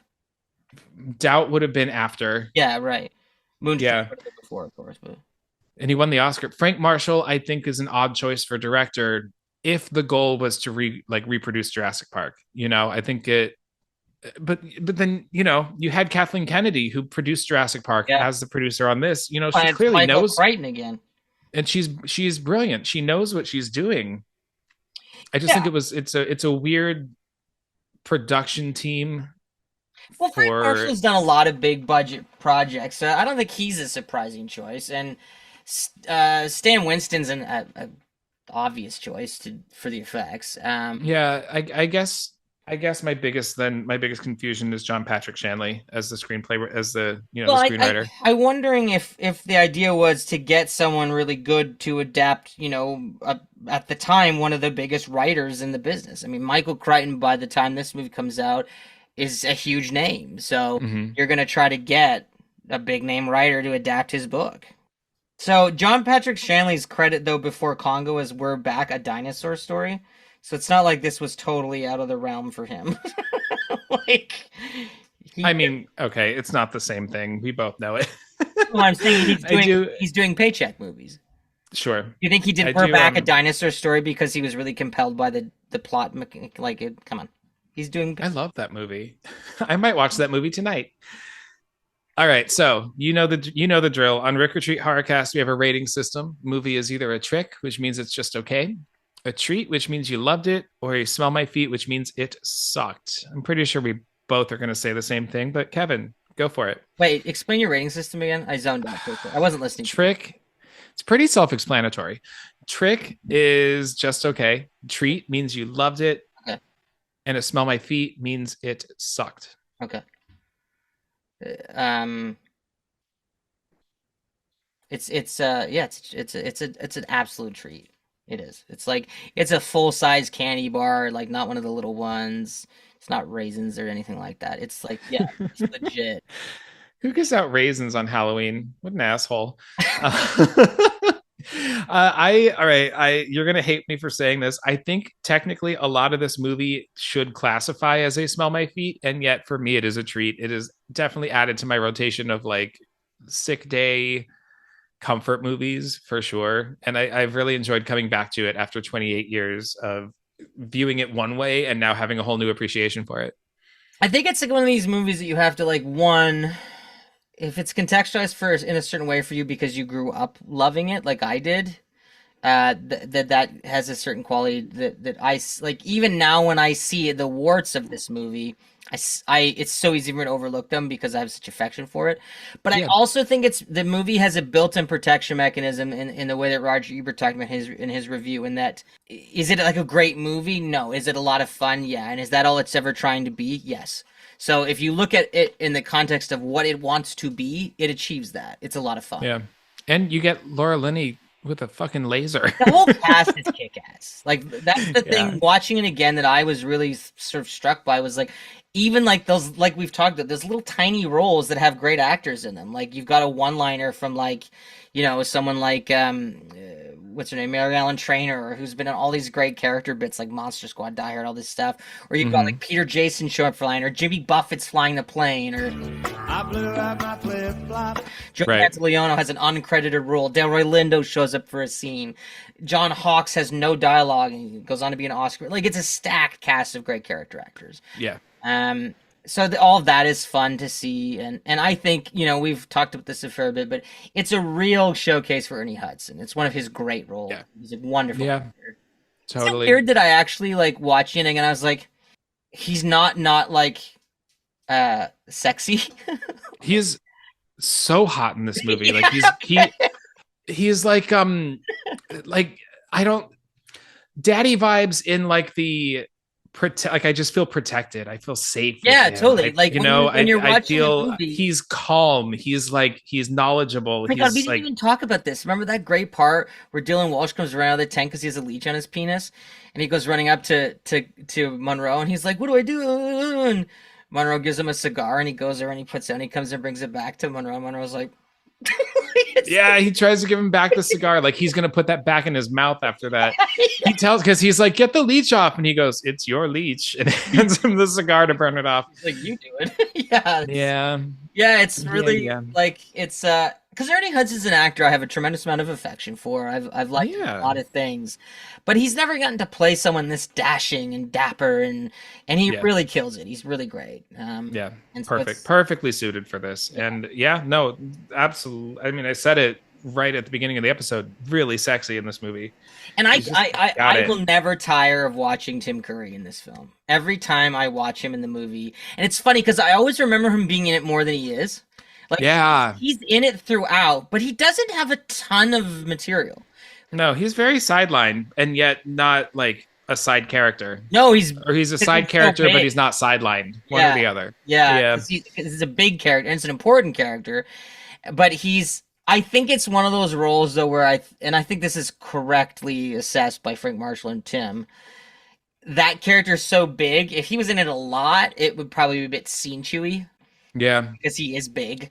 So I think he's in it the right amount. But every time he is, I will forever say, like that whole "Captain, please stop eating my sesame cake." That will forever be part of my cinema lexicon of scenes that I will regurgitate. Stop eating my sesame cake. Yeah. Stop eating my. There's been times, dude. I'm not even kidding, where I've yelled that at like someone at my I'll be having dinner with my family. Like when I was younger, I still do this. All of a sudden, I'll just turn like to my mom and be like, "Stop eating my sesame cake!" And she's like, "What is wrong with you?" Like I just do that still to this day. That's adorable. I know this movie I think left impressions on both of us when we were younger. So I think it was really cool that we got to talk about this movie. Is there anything else about Congo you have to talk about before we say our farewells? I wish that there had been the opportunity to, like, I would have loved a sequel. I really would have. I think that you could have done a sequel with this storyline. Like, it would have been very easy. That another mine, the Grey Gorillas, what happened to them after? Clearly, all of them wouldn't have died. Like, you know, and it would have. I mean, this is a new species essentially, right? An undiscovered species. Yeah, it was. It's a. Like, I could see the material. Where did the hot air balloon go? Like, did they end up in Oz? Oh, yeah. That's the ending I'm writing for them. They go to Oz. That makes sense. That's where. Yeah. All right. And then see now they have to face the flying monkeys instead of the Grey Gorillas. And luckily, Monroe happened to pocket one of the diamonds, so they've got their laser gun still. Great. So it's Karen fucking mowing down the flying monkeys. Of course, it's a woman named Karen who's like, I don't need diamonds, and throws it out. It's funny because I can never see Laura Linney as a Karen though. No, never in a million years. She's salt of the That's earth. something She's I feel like so I've grounded. maybe undersold here. Is like that is part of the big strength of this movie to me as well. Is I love Laura Linney. Yeah. I think this movie was the first thing I ever recognized my love for her in. I think Congo was my kind of introduction to the greatness of Laura Linney because I think Kinsey was the first big intro to me, like that realizing came quite a bit after Congo, didn't it? Yeah, it did. But I was what, 8 when this movie came out, so I wouldn't recognize who she. I wouldn't recognize her depth of range as opposed to when Kinsey I was like a late teenager, maybe 20. It's interesting to sort of look again to. I think there's a bit of a formula for Jurassic Park because Laura Linney and Laura Dern have a similar quality. They're both, Michael Crichton writes women a certain way, and I think those actresses have a similar quality. So they're also dressed very similarly at the beginning of this movie. She's wearing a very Dr. Sattler costume. They're both very kind of no bullshit, but without being like, hard asses. They're still likable characters. Mm-hmm. I've always thought Crichton wrote women interestingly, though. They're always like scientists, and they're never just like these sort of, he never writes like kind of. I think the only Crichton I've ever read was Jurassic Park, but I think I'm going to add Congo to my Audible library. Check it out. And I had a Congo video game. Did you know there was a video game?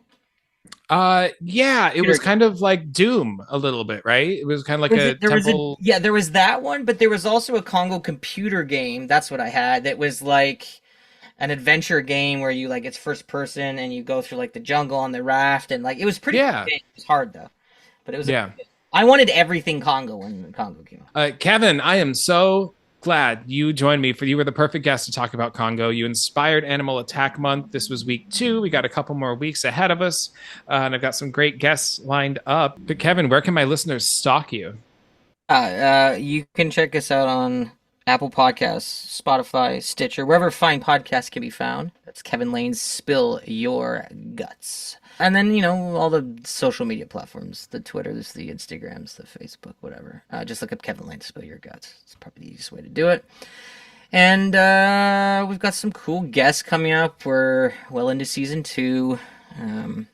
We've got our big special coming up. And then we've got some really cool directors and some actors and a Hammer star and a few different people that I'm excited for people to kind of join us as we take trips down memory lanes with some wonderful folks. So check it out. Also, we want to hear from people, like on this episode too, on my channel, on your channel. What would you have liked us to talk more about, less about? Let's get some interaction going with the folks. I love hearing from listeners. I really do. I formed a couple friendships with some listeners because they hit me up. It's great. It's just inspiring, because sometimes you feel like you're shouting into the void with podcasting. Maybe one week my numbers are down and the next week they're up. It's always great to know. Just want to know who's listening, and I'll just take this moment to also say, commenting on Apple Podcasts is the best thing you can possibly do for me. If you want to give me a present that is free and costs you only 2 minutes of your time, leave comments, rate, stars on Spotify are really helpful. Anything you can do. I'm really grateful that you spend time listening to a podcast where people recap movies, because apparently that's boring, according to some people That's the whole thing with him was like, no, it's not interesting to you. But he had this I think it's also like had this like frame of mind of like he had this frame of mind of like his opinion was the end all be all. Does that make sense? Yeah, that's what I was thinking. Like, if he was recapping movies, it'd probably fucking suck based on what you're describing. But I think I don't know. Also, I think it's like, to describe what we just did as just recapping a movie, like, not really. There was a fair amount of opinions being thrown around there and some trivia. Yeah. Like, a recap of a movie doesn't tell you that Tim Curry and Bruce Campbell did 2 movies together. That's true. Or that John Hawkes popped up with no lines and went on to win an Oscar. I mean, there is... Listen, Jimmy Buffett is uncredited in this movie, and if you didn't listen to this podcast, you would have no fucking idea. Actually, he has a credit. Does he really? Credit. That's funny. That's his name. It's Jimmy Buffett. And I was like, so Joe Pantoliano and Delroy Lindo go without credits, but Jimmy Buffett was like, I want the fucking credit. That's funny. That's hilarious. Cool. Well, all right. So you can follow the podcast at Rick or Treat Pod on Instagram. Check out my website, rickortreat.com. There will be links to my writing for Rue Morgue magazine and for spoilerfreereviews.com. And I can't thank you all enough. Truly. I love this. I love doing this show. And Kevin, I love your show. I really do. It's one of my fave podcasts. So it's always great to have you on. It's always fun to do these with you. I hope that we'll do another one at some point. I mean, you don't want to tire people. They're gonna go like, oh, I'm sick of listening to just this one guest. Can he get other people? You know what I mean? They're gonna get cynical like that. You're gonna get comments like that from people. Fuck them though. This is fun to do. I will always have you back for sure. We will figure out another movie very soon. And that's the show. Thank you all very much. Have a gorgeous day, and I will see y'all later, spookies. Thanks for coming Rick or Treating. You can follow the show on Instagram at Rick or Treat Pod. It'd be a real scream if you'd take a moment to subscribe, rate, and review the show on whatever platform you're listening on. The show's spooky intro and outro music is a cover of Camille Saint-Saëns' Danse Macabre, with orchestrations composed and performed by Lestat von Monlicht.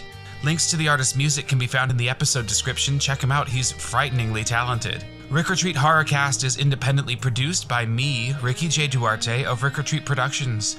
If you like what you heard, tell a friend. If you didn't, well, They're coming to get you, listener.